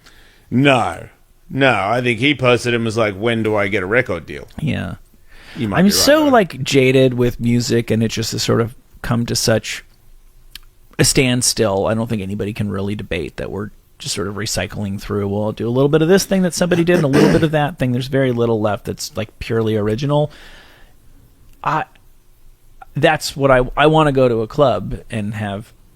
I'd rather go see Yeah. that guy do 10 songs than go see. I don't know about 10. Maybe 2? Because, dang, that would be tedious. If he just kept going. I'd kind of What rather. about this song? I'd be like, please, no. I'd rather go see him than go see System of a Down. There, I said it. Wow. I said it and I meant it. And there it is. And I don't hate System of a Down. Yeah, I like System of a Down. Yeah, I never liked him quite as much as everybody else did. I love that Armenian Los Angeles has its like planted its flag in the culture permanently. That's the tribe of Sam Tripoli. And they have people wouldn't know this. LA is New York is the melting pot, and of course it is, because Ellis Island is there, and that's where so many You know, it's the classic story of immigrants coming to America, is coming into the Statue of Liberty and New York. But people think of LA and they just think of, you know, beautiful people going to Dodgers games. And it's like, yeah, there's tons of that. There's tons of cheese balls like that. But there's a whole fucking area called Little Armenia. And it's just fucking falafel. And You really like falafels, huh? I fucking love falafels. You talk a lot about it. I love them. I really do love them. This is not a great falafel town for all the falafel we've got. Yeah, that's weird. I would have thought the falafel was good here. In downtown, it's probably good, right? You can find. I know my Little spots. Armenia has probably got a good one, right? There's a place called Iraq's that I like. They have 2 locations: L.A., Beirut. Oh shit! Yeah. And that's got a good one. They're pretty good. Yeah, Right, pretty It's- good. Not that good. I like it. Like New York blows doors on it's it. just a matter of what you're into. Falafel is so. I'm trying It's to. big in Australia. I don't know what to compare it to. Australia's like New York when it comes to stuff like that. It's like it's so popular Melbourne is, in such a huge part of the world that. And I'm not qualified to tell you the difference, but like an Israeli falafel place is going to be different from an Armenian falafel place. It's going to be different from a Moroccan falafel place. Oh, They all okay. have their own little twist on it. So Yeah. it's A, it's about the execution. B, it's about you guys are killing it here. This isn't my favorite kind of falafel. I don't like dry falafels. Dry falafels suck. There's many ways for falafels to go wrong. What I don't like is the fact that people have the fucking balls to sell a falafel sandwich for like $13. Yeah, It's made out of well, that's L.A. It's made out of goddamn chickpeas. Yeah, Like, no, it's incredible how much it is to. It's like a quarter of a can Dude, of any chickpeas. sandwich. I know. Is insane now. I know. Like there's like a little store, like Longboard sandwich store down the road from my old house, where I get a veggie sub, and it's like just for me. Yeah, $16.99? fuck yeah, $20. That and a drink. I'm like, Yep. Biden Really? did that. Biden did that. he did. He did. He, I didn't know that. He declared. Man, what didn't he do He that was- declared war on vegetable sandwiches. Yeah, there was a huge thread that The meat went- one costs as much, Michael. I know it doesn't make any sense. Yeah. There was a thread that went viral on Twitter like 2 years ago where a guy just said fuck a $10 fuck a $12 sandwich, and it's just this massive list of good sandwiches in LA that are less than $10. Oh, But it's always about I didn't know. you that. got to know this little hole in the wall. You Yeah. know, like Bay City's out in Santa Monica. Oh. You know, Bay and they City's- have good sandwiches, and they're not. and they're not $10. Yeah, That's seems like a tough market yeah. because everyone's into really expensive shit. People are into, and then they fucking, I don't know, and then they get it delivered, and then they got to tip. Everybody tips for everything nowadays. Yep. And you could spend $30 on a sandwich Fuck yeah, easily. fuck yeah. What If you get the- it postmated, it's going to be even more. What the? What the? Yeah, how are frig, we man? supposed to exist? Yeah. Fucking assholes. What am I supposed to like make a sandwich? Is this? Well, do I have like a fucking space age sandwich making machine or something? Golf cart sold. Mm. Sad day. How much did you use that golf cart? Not every day, but every second day. Oh, all right. It's real good to go to the store in because Yeah. you don't have a door and shit. It's just some weird reason. It's just way quicker. Just hop in and out. I get that. And it was just cool. I felt like I was rich when I had it. Yeah. Because what a fucking idiot, you know? And I like that. Right. That was like my most flossing item. Because it's like, this is not your car. Yeah. You have a car and you have this. Right. And it has rims on it. Oh, it did? It was just, you didn't look at it? No. It was raised and it had a system in it and it had. I've seen it a billion times. I noticed none of They this. had rims and all kinds of. It was stupid. But that was, I was serious when I bought that. So it was like, of course I can get that. Yeah. Oh gosh, that's right. Same with that house. That's why we're in here, you guys. Like, they made the rent go up, and I was like, that's it. It's over. Right. Oh yeah, that's probably a point that's worth. That's probably a valuable piece of information. That's why you moved, and that's why you don't have a golf cart. Yeah. I don't want anybody to feel sorry for me because I'm fine. I got a car, wife, kids. I'm fine. But yeah, I'm broke. Dude, what happened? I'll turn it around. We'll turn it around, or we'll go down with the ship. Yeah, one or the other. Yeah. In the meantime, It would be a good run, if it were to all just be over. Yeah. It's an amazing run. Yeah, it you really kinda, is. You kind of can't take that away, no matter what. When did you start with Sirius? Do you remember what year? Oh, fuck no. So, Devon was How old's born. Devon? She's 17. And I was already on the Tony Hawk show when she was born. No doubt about it. So, 17 years ago, I guess. Or Might be have been 18. a couple of years Might- before might Devon be was 18, born. yeah. I'd be curious to know. Because, if it was over at 20, and hopefully that's not the case, but that's like Solid run. it's a pretty fucking legendary run. Not many people shitty people. Everybody's got the local fucking, Like Heidi and Frank still have a job. there you go. But and I think that they're actually, I don't think they're the greatest radio show of all time, but they're good. And I'm not just saying that. They're good and Drew's still on. Drew's a thing. But I'm saying, like, you might have like Artie the Party on your local morning show who's been doing it for 30 years, but like nobody actually Like loves that Opie guy. and Anthony ended. Yeah. Did you know, I don't know if this is true or not, but in the roast on the Whitney Cummings thing, somebody was saying stuff about Anthony Cumia being a pedophile? Oh, really? Yeah. This is the first I'm hearing of Yeah, him. me too, but apparently he... Oh, did he just have like some 17-year-old girlfriend or something? Is that what the joke is? I don't know. I'd say. I don't follow that guy, but That's going back a ways. I have not heard a thing about him for at least 2 or 3 years. Opie's TikTok is one of the sadder things I've ever seen in my life. Like, he has like 30 likes, and he's like, he looks like he's still in. He used to hang out in the corner of Sirius in this building. He'd be on a chair in the corner of the corridor, and this is when they moved. They wanted to move me to his channel and rename it, and told me not to tell him. So lame. And then I went over there to try and, I was like, hey man, I'm not trying to fuck with you, like I like you guys. It's weird that you guys decided to hate me. And he was very angry at me. But he said they took my office away. And then when I told the bosses, I'm like, you take his office away? He's like, no, he didn't want it because something happened. And he was like, well, fuck it, you can have it. So I don't believe either one entirely, but that's where he would be, in this corner where if you film yourself, you see out the glass and you see the city. And now I guess maybe it's his house, and he's in the corner with the glass behind him. It looks like he's still hanging out Sirius. outside of the glass. Yeah. I don't know what he does, but it's not that successful, which is crazy, man. Like, to go from where you were to, like, nobody wants to listen to Opie anymore? Really? Yeah. Well, I've avoided their It was show. like millions. Yeah, right. But what I always heard, and I know people who listened to it in New York who are radio people, and then I had a roommate just randomly was you told me obsessed. with Right. the So sound. I've got a lot of insight into it, and everybody always said that Opie knew how to run a radio show but didn't have any talent.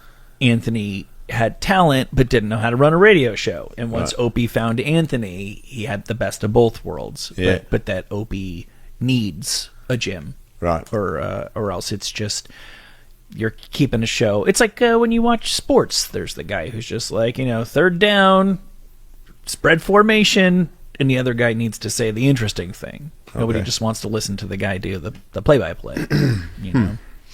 So I've seen some stuff. I mean, I can just read random shit off of Reddit.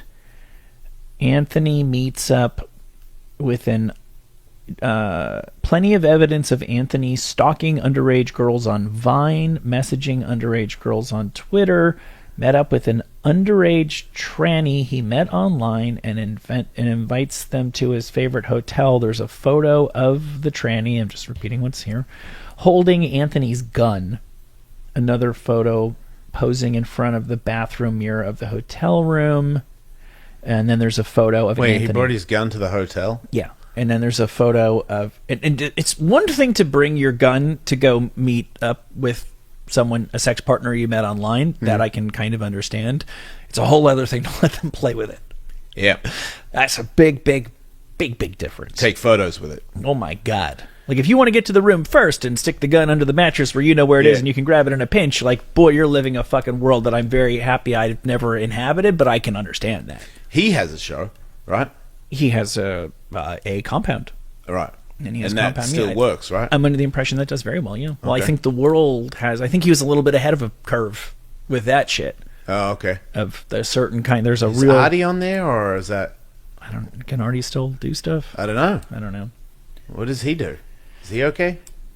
I know that He he went to rehab again or something? at some point he started a Patreon. Okay. The And- nose thing was incredible. It was so insane, but he started a Patreon. I don't even and know anybody. I don't even see people on the No. streets that are homeless that have that. That's a good point. Like, what did he do? I know he snorted glass in the drugs or something. Right. Is the story, but But you would think that can happen It seemed to like people. you did that and then you kept doing it to make it worse. Because Yeah. if you snort glass, like, can't you get an operation and put your nose back together? Like, why do you have no nose? That's a terrific point. And you have a lot of money from the Stern Show. Could you not get a nose job? Or is that too gay to tend to your face? Or, I don't know. just seems like it's right in the middle of your head and it's gone. So I guess there are a lot of... Accusations? what is the talk of Anthony Cumia and underage girls is a post from 2016. Oh, there's no comments on that. Then there was articles about him allegedly hitting his 26-year-old girlfriend. Did she go live and then it was on video? Because I think I saw it where he was chasing her around the room drunk and telling her to get the fuck out of here, and she was accusing him of some stuff. It was a bad look. And then there's somebody posted a photo that's like a Christmas photo. The link's been taken down of Anthony at 56 posing with his 17-year-old girlfriend in a Christmas photo. That's from 7 years ago. So I don't know. I don't know. Wait, so he's 60 now? Yeah. Wow. Yeah. That makes sense. Those guys were around and not children way back when. Yeah. The 90s. Wow. And by the time they went to New York and they were on my radar, they'd already made a name for themselves in Boston. So they were like 30s already. Yep. The most exposure I've ever had to them is I bought at like Kmart or a store like that. They had a cassette that was like Opie and Anthony's greatest bits, and I bought a cassette of that but it was shit from when they were in Boston. But because I knew who they were because they were around in New York. So They made some money for a long time. the thing that really. I'm not like all due respect to what they accomplished. There was a real audience for they made as close to a run at Stern as anybody ever made. They Yep. didn't come close, but they made as good a run as anybody ever made. It was there was certain people who benefited so greatly from satellite radio coming along, and once Stern got hooked up with Sirius, if Sirius had gotten O&A, XM could have just gone out of business. Yep. And they were suspended from That's right. because of the St. Patrick's Day thing, and I think they signed them, but they still had a non-compete. I think they signed them knowing that they wouldn't be on the air for like 18 months or something. Oh. They just announced and promoted the signing. Then there was a minute there where they were like doing an hour on FM in New York and then walking across the street That's right. and doing a thing on XM. But not that in any way XM thought that they were going to beat Stern, but if you had, the guys who were the early adopters of satellite radio was going to be middle-aged white dudes. That's who was buying it. that Seemed shit. like in that era, there was only a few people that were doing it. Yeah. So I feel like now, the reason the show goes to podcasting at such a late date and we're not like, in as big as other podcasts is there's talent in it now. Yeah. Like maybe our show was just big because we were one of the first people that were worth listening to, doing, weird shit and being funny, and now there's fucking thousands of them. All the comedians now that do podcasts, they're better than us. Because they're the funniest people in the world. I remember saying in my prime, I was like, if Jack Black fucking decides to do radio, I'm fucked. Yeah, right. Because they're the real talent. Yeah. I'm just a skateboard dude that is saying some stuff and people find it amusing. But the real talent, the Bobby Lees of the world, hadn't done it yet. Now they're doing it. Yeah. It's stiffer competition It's because they run it. yeah. They really. I mean, you got some celebrities out there that got their podcast, but Yeah. that's different to me. Like if you're a giant celebrity and you get a podcast where you get your giant celebrity friends on the show, it's pretty hard to fuck that up. Oh, plenty of them did. Yeah. Well, no, you can also fuck it up because you have no podcasting abilities, Right. which is surprising to me, to be that funny of a comedian and not have podcasting ability to transfer it to there. Because it seems like, well, yeah, I guess there's a lot of comedians that have a podcast that aren't big. That's right. I think it's the rule, not the exception. They're like it. I always think about with you're saying MMA fighters doing boxing. It's like the same thing, but somehow Yeah. weirdly it's not. Yeah, you're right. There's a lot of people who can do one and who can't do Yeah. the other. Yeah, you're And right. I think most people agree that Artie's better at radio than at stand-up. His stand-up did Yeah. really well. I think there's a lot of guys who fucking Artie's coming to town, let's get a bag of blow and go down and get drunk and cheer for Artie. Yeah. And laugh. Yeah. But the shit that was like, I fucking need to pull over. I can't fucking Right. keep it straight. That's him on the radio. You're right. You know? I never followed his stand-up career, so I wasn't that familiar with it. But I have seen little videos, and it seemed like the biggest laugh was when he directed it to the Stern Show. Right. Yeah, just did like a recall from that. Like, remember this one guy? True Yeah. story. He's a piece of shit, or whatever. Some story. Yeah. But I'd be interested to know where he is right now. Not that interested, because I feel like it's going to be sad. Just seems like when you get to that age and your nose isn't on your head anymore, and you're still considering putting things in there, it's not. That's not like a go-getter. It seems like what's going on with him is people, 'Cause he got off social media, right? I don't know, people die and then he goes on social media and goes, yeah, I'm so sad that I'm alive and that person died because that person He just keeps saying it like that, didn't deserve that and I do and I can't, and people, which is sad as fuck. You just hate yourself so much. he really does. Yeah, He really does seem to hate himself so much. I could see it, man. read Like his if I book. was had his seat and did what I did to lose that job, because that job was, you fell asleep on the air several times, and it's like people love Artie, but you can't give a guy millions of dollars to show up high and pass out. Like there's only so many shows you can let that happen, right? Yeah, for sure. In October of 2021, he resumed his Halfway House podcast after, having personal issues, recording 2 episodes per week. He also set up a Patreon account in February of this year. So I don't know when it is now, 8 months ago. He put the podcast on hiatus to once more focus on his health. And that is such, you got to need to focus on your health so goddamn much. Because I do recall when he set up his Patreon, there's just enough Stern fanatics that Artie can get 20,000 people to sign up for his Patreon. Wow. And Artie, or 30,000. And That's Artie just, I remember reading an article crazy. where he said that. He's like, all I need to do is sit at my kitchen table and talk for an hour and I make $100,000 a month. Fuck. Yeah. Fucking I specifically hell, man. remember him saying that. Yeah, but how long can you do that and show up incoherent and that 100,000 stays? I would say now would be Yeah. sorry. Now it would be low, right? Like is he even on the air? I want to see if his Patreon still exists. So I remember he rehab and then he's back and then rehab.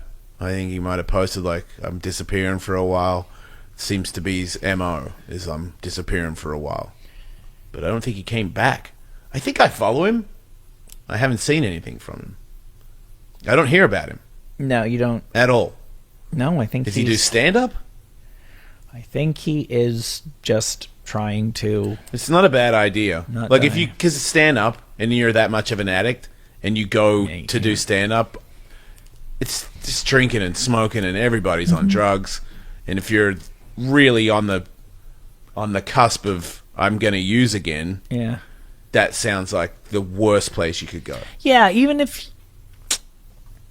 he just, there's no reason why you would ever do this, but even if he just traveled around going to hotels and recording podcasts, like literally just the act of never being in your own house, traveling, being on a bus, where am I going to get food today? I'm sleeping in a different bed. None of my friends are around here. My sober sponsor's not around. Just the simple act of traveling routinely. He had a travel guy, remember? I'm sure. But the simple act of that, I believe, could be a death sentence for Artie Lang, and that's before you even bring in going to comedy clubs and running into that guy that you always used to do that thing with. Just being on the road would seem like enough to potentially kill him. Fuck yeah. That'd be hard for me. On the road by yourself all the time in hotel rooms after a gig where everybody's celebrating you. Yeah. And then you just go back and order a pizza and go to bed. Yeah. It gets tedious. There's no doubt about it. It's a young man's game, unless you're going back to stay at the Four Seasons, and even then, at a certain point, It gets tedious. You're just still sitting in a room by yourself. Yeah. You want your house, you want your home, you want your And shit. your addiction is screaming. Oh my God.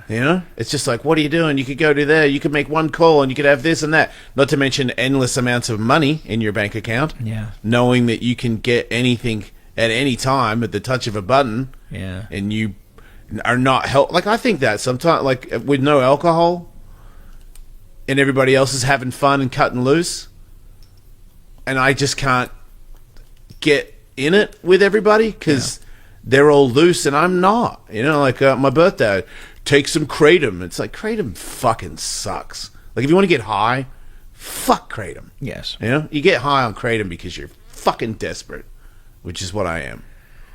And it doesn't do anything. I don't go, yeah, you know what? Fuck it. Woo! Yeah. I'm like, you guys are buzzing. I feel a bit sleepy. Cool. It's lame. Yeah. I think that the I miss it.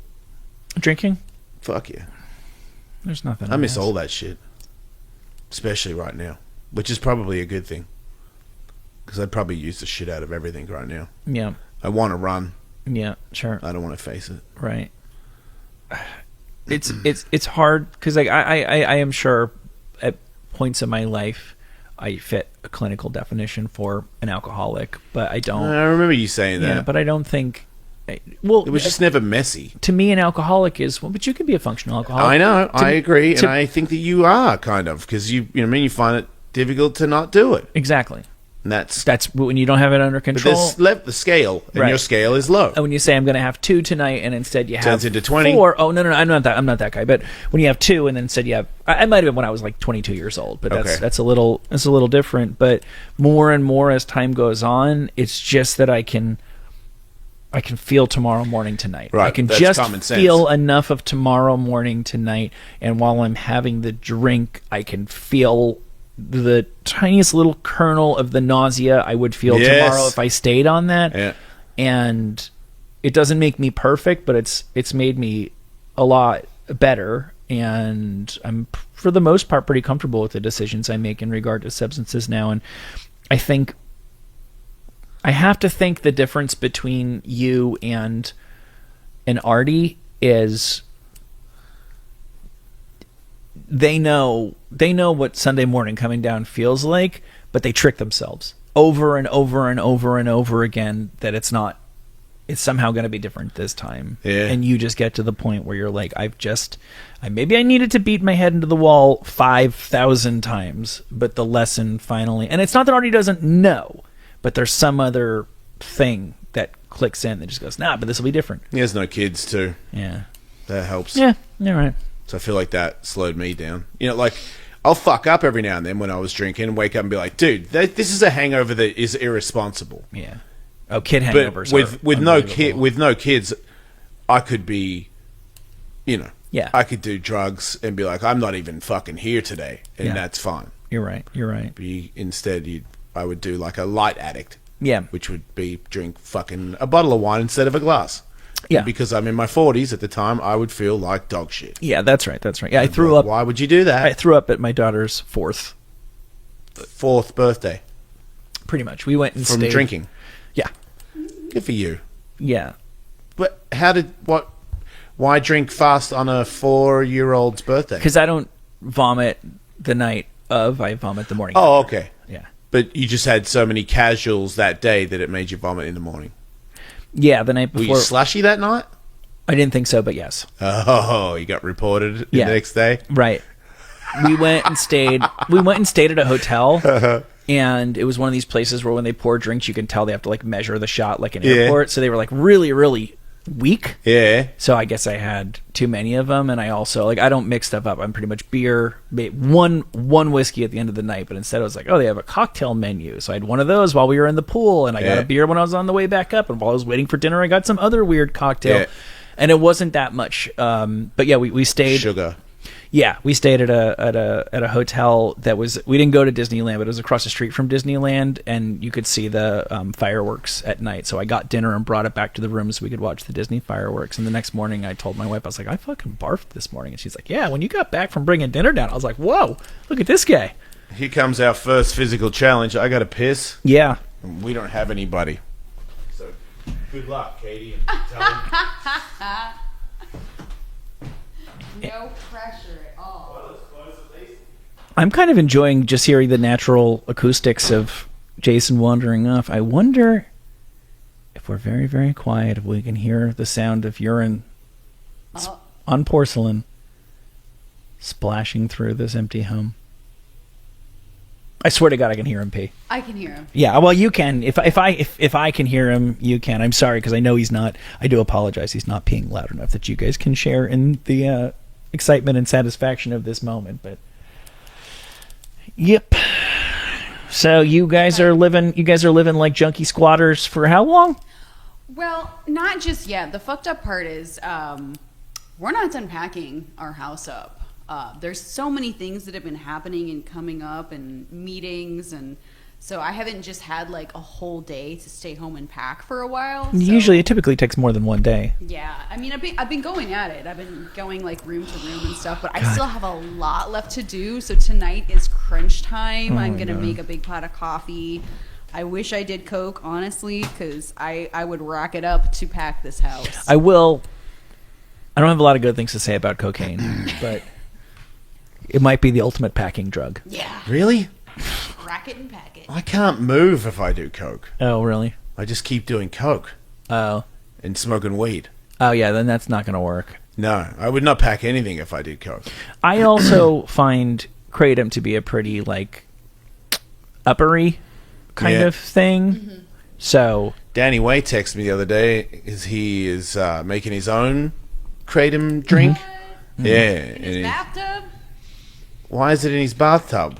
Just you said Danny Way's making his own kratom drink, and Well, I just pictured no, he's got a him bit. He actually showed me. he's he showed me planted a Kratom field in his backyard. He might. Danny Way. He has the actual kratom plant. What is it? A plant? It is. Right? Yeah. He is making one that has no bad taste. That's a shot, Okay.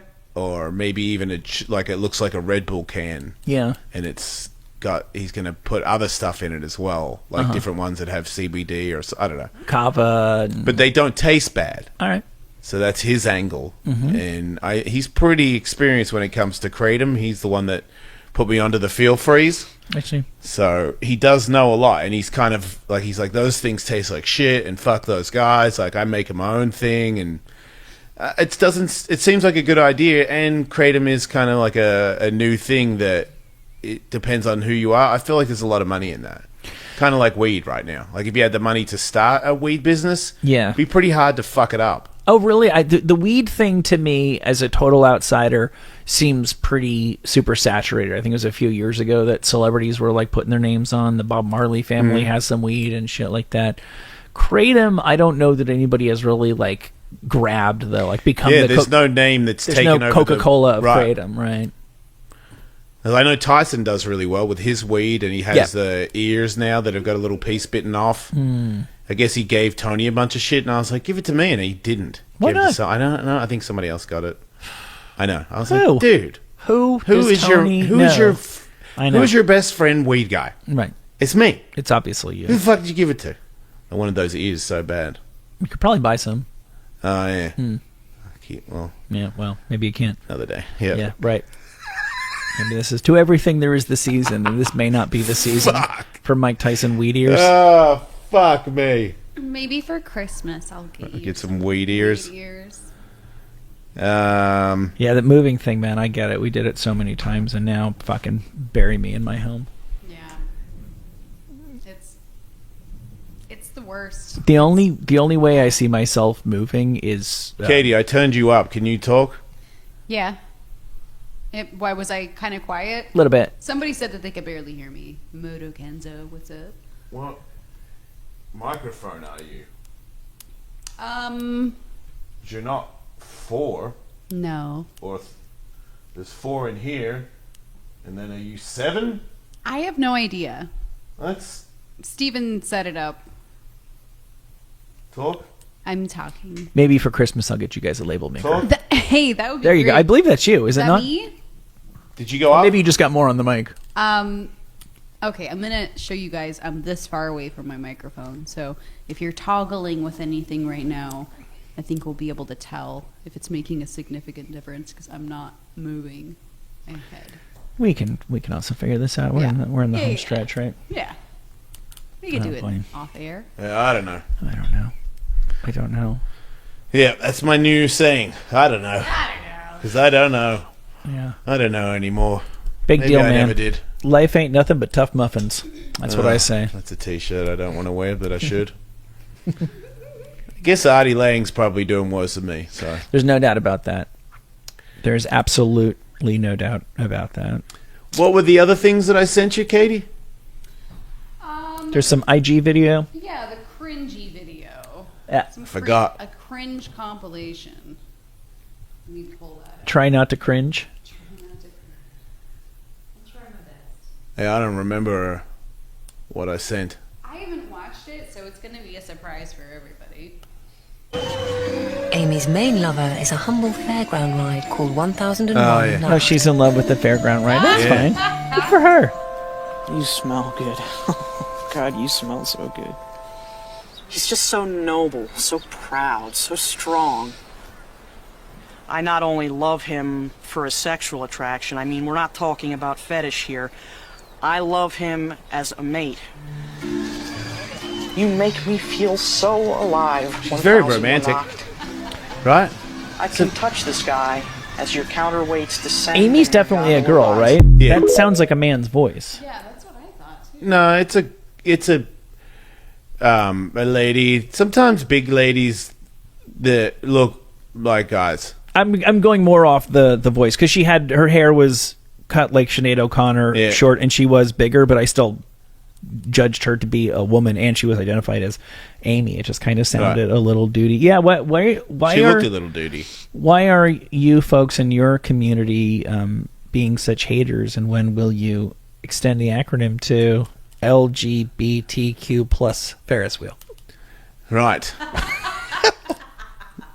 Do we need to do that? Like, 'cause I feel like that might be a bad look for everybody else. But I personally identify as a carnival ride. right, well, it's all making sense now. 'Cause Yeah. I would never go out with a girl, but a carnival ride, Right. that's different. Here you were thinking I get to that still you be were gay. a polyamorous Yeah, yeah, yeah. couple. You're actually a gay man married to a Ferris wheel. We're not poly. It's funny because now that you say it out loud, it all makes Yeah, sense. no, now I get it. Right. Hopefully that helps Right. Eddie understand why I'm so gay. Moving forward, please refer to me Men as and the Ferris zipper. wheels can't get enough. Can you put some lights How dare on the you? side I'm of a you, Katie? Gravitron. Yeah. Oh man, It's got to be sad though, right? yeah.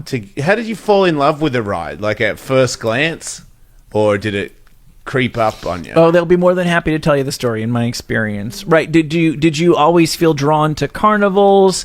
Yeah, But then- was there a fling with like, you know what I mean, a train or something before it? right? Or was it until then I had been looking for love in all the wrong places until I saw this Ferris wheel and everything, you know, all the Jenga pieces aligned with one another. I blame men. I think. Go ahead, Katie. Oh, I was just going to say, I think it's the first time that they ever got butterflies.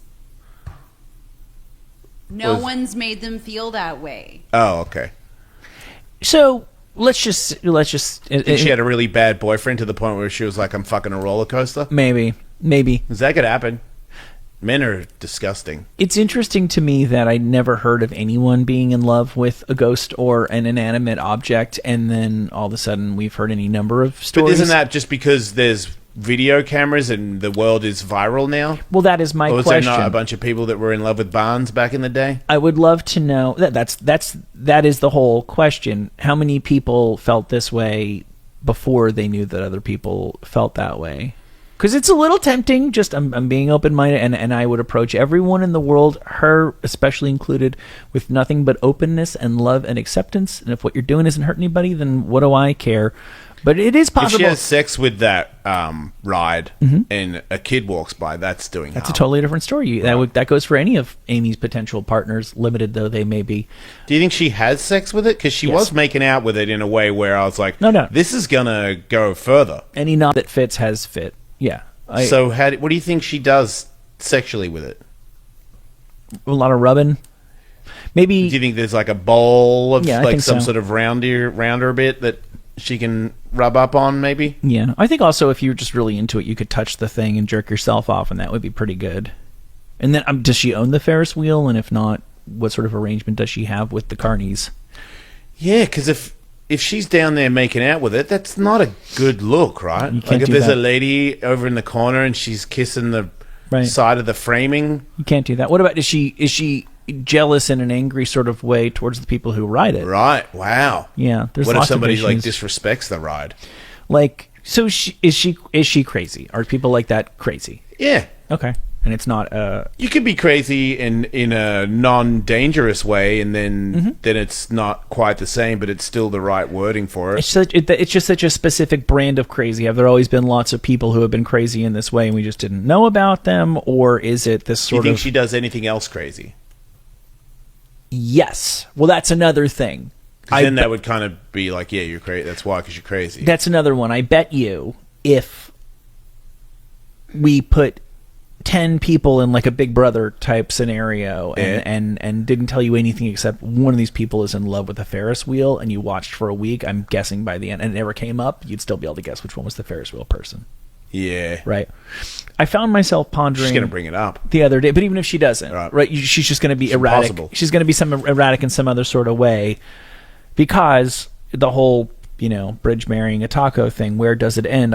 We always say, well, if it's two people it's making them happy and it's not hurting someone else, then I have no interest in it.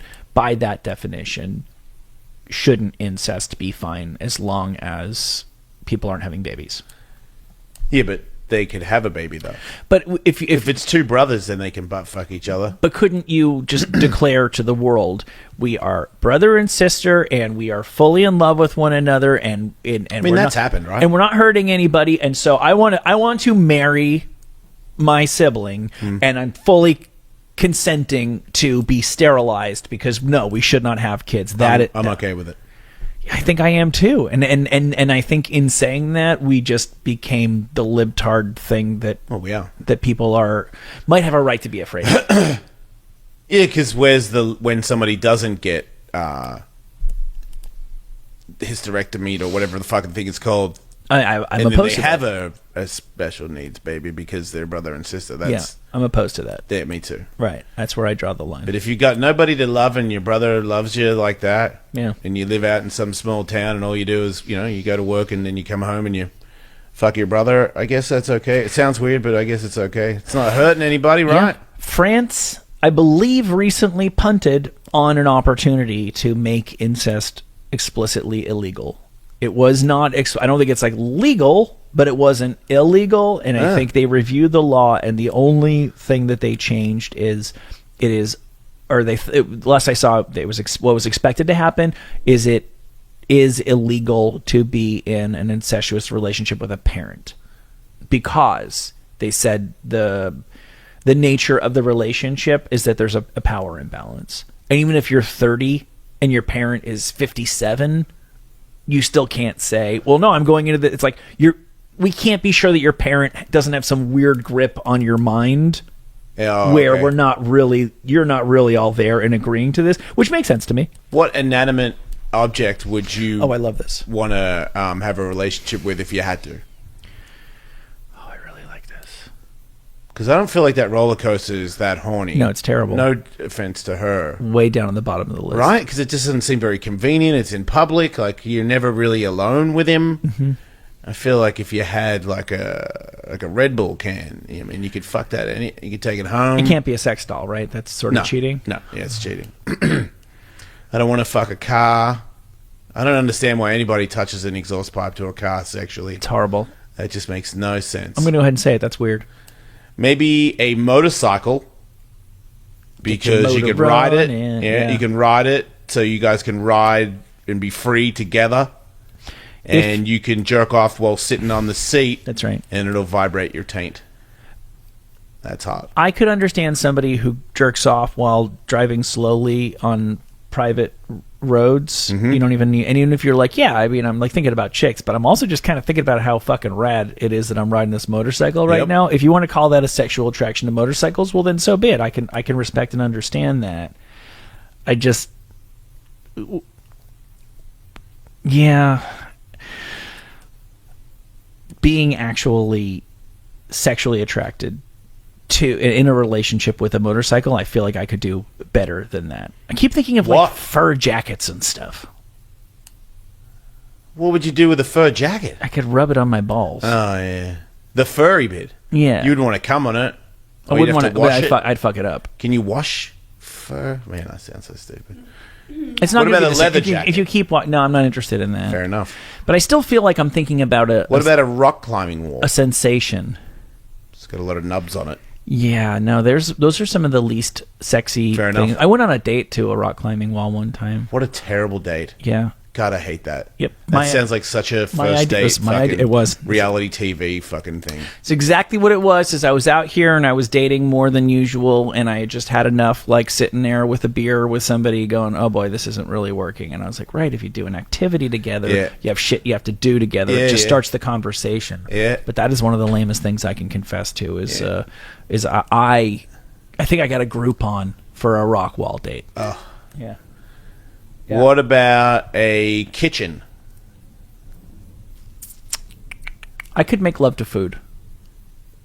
But then you would have to, because you can't fuck the same chicken for the rest of your life. No, you'd have It's to gonna keep go on- off. You'd have to keep cycling through it. You could be like a whore for chicken. What about if you were in love with sexually one of your animals that was alive, but you never actually violated it? Like, what about if you're just like, man, there's just something about the way that cat moves. I'm just going to sit here and jerk off near my cat. As a guy that loves his cats, I don't like that. It's less weird to me than making love to a Ferris wheel.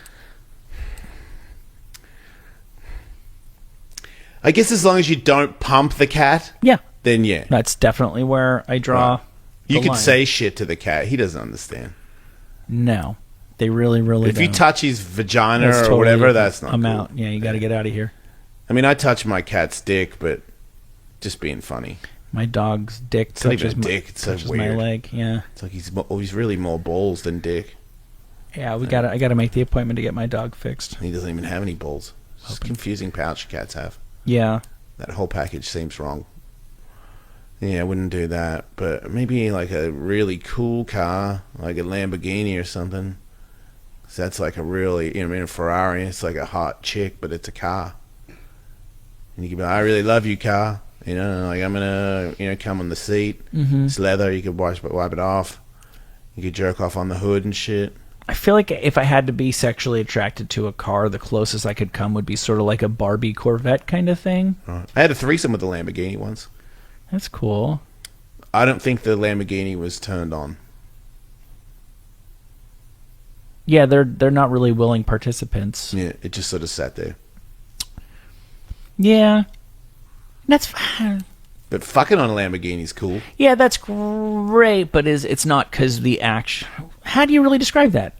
It's not because you're sexually attracted to a Lamborghini, but it does make it cool. There's a reason why. Sexy car. Well, but there's so many. There's a reason why the fucking Whitesnake video, she's fucking Yeah, rolling 'cause around. sexy on cars a- and a sexy chick. People think cars are sexy. Yeah. You use that word and it's not odd. People don't think it's odd when I say that is a sexy Lamborghini. Right. And I could Fuckable say Lamborghini would be weird. That's different. Like, what is it about that car? And you say, well, because it's a symbol of money and taste and Power. prestige and power. Right. But if somebody were to roll around in a pile of diamonds or in a pile of money, like that's kind of cool too. But It in a different way than the car. I feel like diamonds would hurt. for sure. That's a really bad idea. But fucking on money makes sense. I think a lot of people anybody that's ever had sexual relations and then they're in a room with that kind of money, they fucked on it. That's what we do. Right. Can't help it. If you got it in cash, yeah, it's going to be lame because later on you're going to be the one picking it up because you can't trust anybody to clean up your money.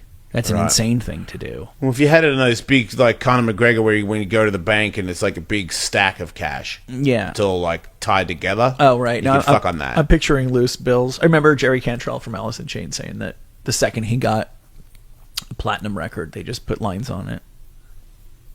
On the platinum record. Oh, yeah. No, it makes sense. It makes perfect Yeah, sense. I mean, fuck. If you rock, that's the first thing you do. Right. And you're a drug addict. Right, but it's almost the same thing of like if you were sitting there with like three babes and somebody's like, "Hey, good news, your new album is successful. Where do I put this forklift full of $100 bills?" As soon as they leave, you're going to have sex on that money. Yep. I do coke on it too. It just never comes up because we live in a largely cashless society. Right. Can't fuck. No one has a pile. Like You can't fuck on Bitcoin. I guess you could fuck on a pile of ones if Yeah. you're broke. I would do that. Yep, me too. I would do that. You don't want the ones to get in your cooch, though. There's going to be collateral damage. You're going to... It's going to be, ones, like clean $100 bills near my vagina, Yeah. I'm okay with. $1 bills, I don't want near my Dirty pussy. money is a problem, right? And you're probably going to end up tossing some of those ones because what is the cost of your shame when later on you go to 7-Eleven to buy a bag of chips and you have Oh, I'm using that dollar for sure. 7-Eleven. clearly denatured $1 bills. That's all 7-Eleven is good for. Cum dollars. I fucking hate that stuff. I feel bad for that. I don't know. I can't say I feel bad for that store. Except for but Liquid Death, that's great there. 7-Elevens are like the most lawless, decrepit places on earth. Either they instruct people who work at them to not shoo away homeless people, or the people who work there just don't care, or I don't know. But I can't think of a 7-Eleven. If you're in a neighborhood that has any homeless people, it's like a tracking device for the worst, craziest homeless. Like there's Why? one. What is that? Because I think if you stand in front of the pizzeria, the guy who owns the pizzeria comes out and goes, "Get the fuck out of here! I'm calling the cops." For some reason, But 7-Eleven, they don't. they don't. It just seems that way. Like there's one that's very near, the nearest one to my house. There's like, how there's like kind of some cliche brands of homeless people. She's like the angry, impatient lady that is like waiting for something important to happen, or like she's like half dressed and she like just like stands there like fucking shit fucking, and then she like makes a beeline like 15 steps that way and then just stands there like what the fuck, oh shit, like she's really afraid of something or whatever, and then she kind of keeps doing a triangle around the parking lot. She's like, there are times where I wouldn't bring my kids to the 7-Eleven near my house because I'd say it's a 50-50 that she's out front. Yeah, that's sketchy. And I don't think that's not every 7-Eleven, but every neighborhood that's within walking distance of homeless people, that's 7-Elevens. I think they just know that nobody's going to tell them to leave. Are we going to do a show tomorrow? Yeah. We're moving tomorrow. Right, so we can't? You and I are going to be moving all day. Oh, okay. I thought you were moving on Thursday and Friday. No, it's Wednesday, Thursday. So, yeah. We could, depending on what time they're finished packing out our house, we could come here and do like a late night show. Or Friday? Or Friday, yeah. Are you available Friday, Michael? I honestly don't know. It's Veterans Day? Is it? Yeah. So I think one kid may have school, another one... What about later? I just don't. I can't say off the top of my head. All right. But probably not tomorrow, right? Katie, And not unless we can all come and do it at night. Tomorrow night, Yeah. could you do tomorrow night? maybe. That's off the top of my head. I would guess that's better than Friday. Yeah. Wait, is tomorrow the 9th? I can't do it. And the next night, unfortunately. Well, I can do it. It can't be, like nighttime would be like 6 or 7, not late.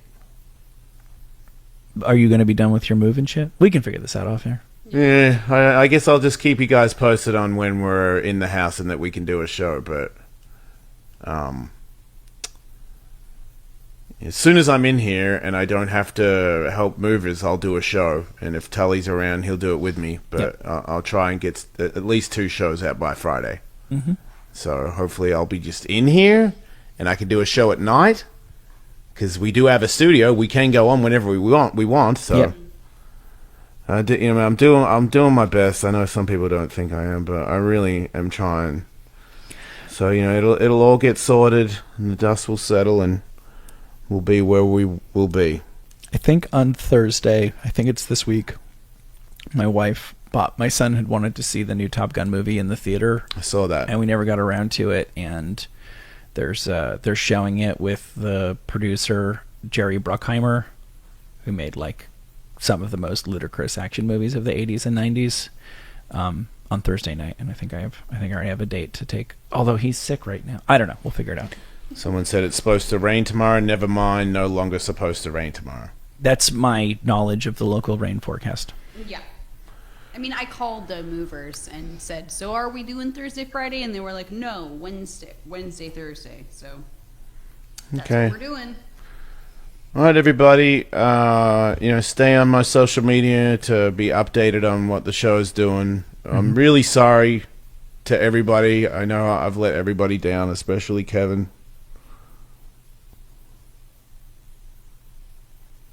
I wish it was different. I wish it wasn't like this, I wish I wasn't here.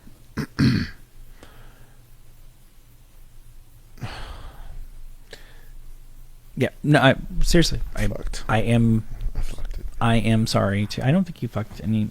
I mean, I don't think you. I don't know. I don't want to say anymore. But I apologize to everyone. This isn't the way anybody wants it to be, for sure. Yeah. Thanks, everybody. Don't die. Well, probably shouldn't play that anymore.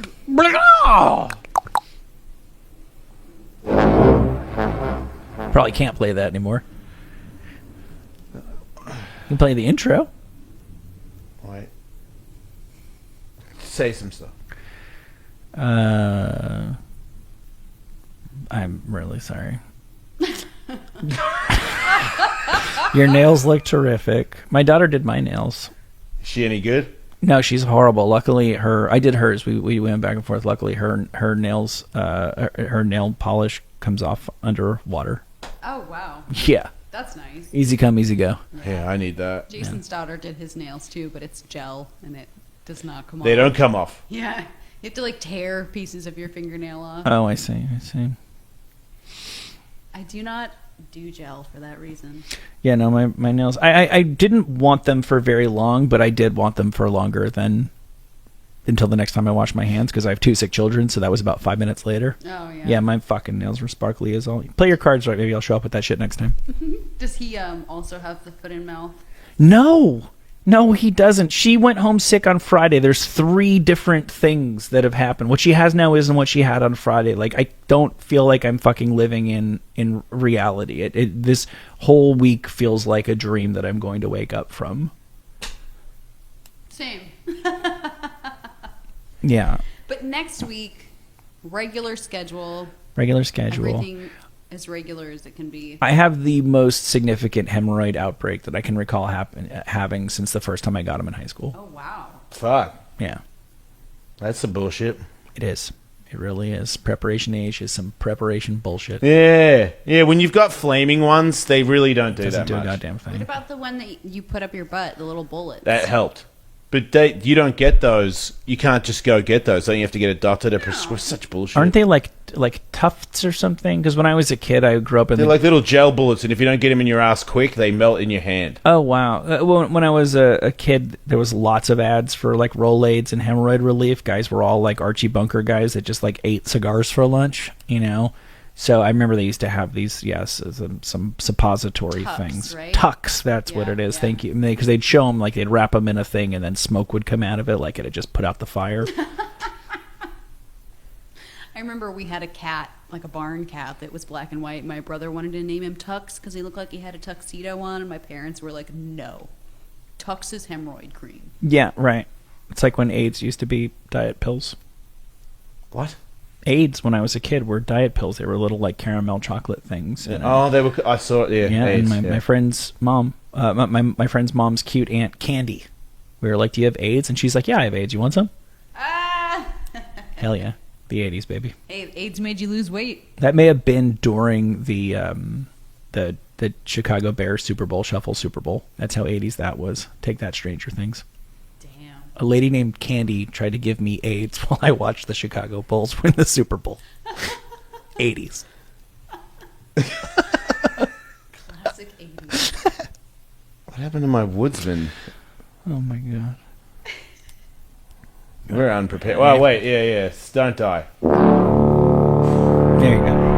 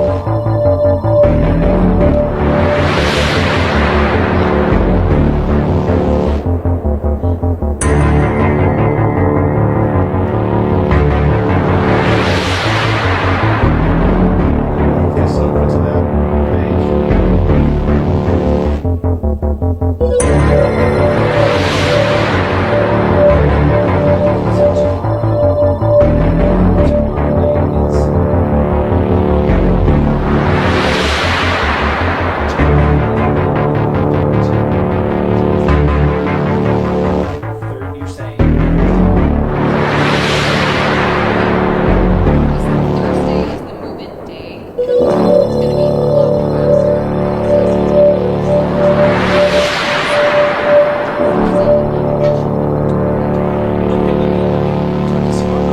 I think that's probably better.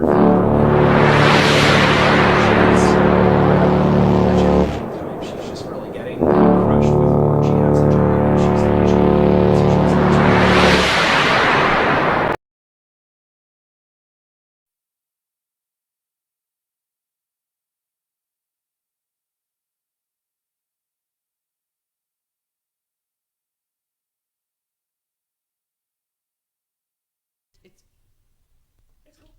It's on.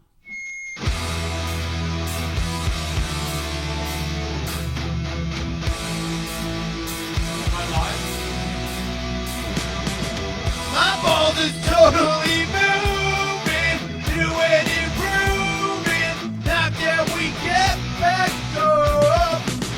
I've got the heart inside, my balls are on fire. You're ready to take us, what the fuck? Welcome to the show, baby. Mom's probably a really nice lady.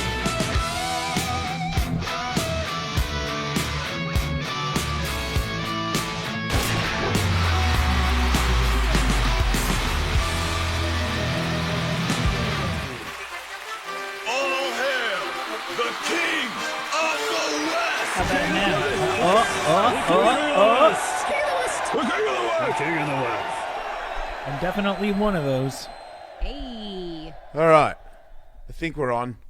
We're here. Sorry, everybody. This is a brand new studio, and I tested it yesterday. I can't even tell what day it is. Sunday.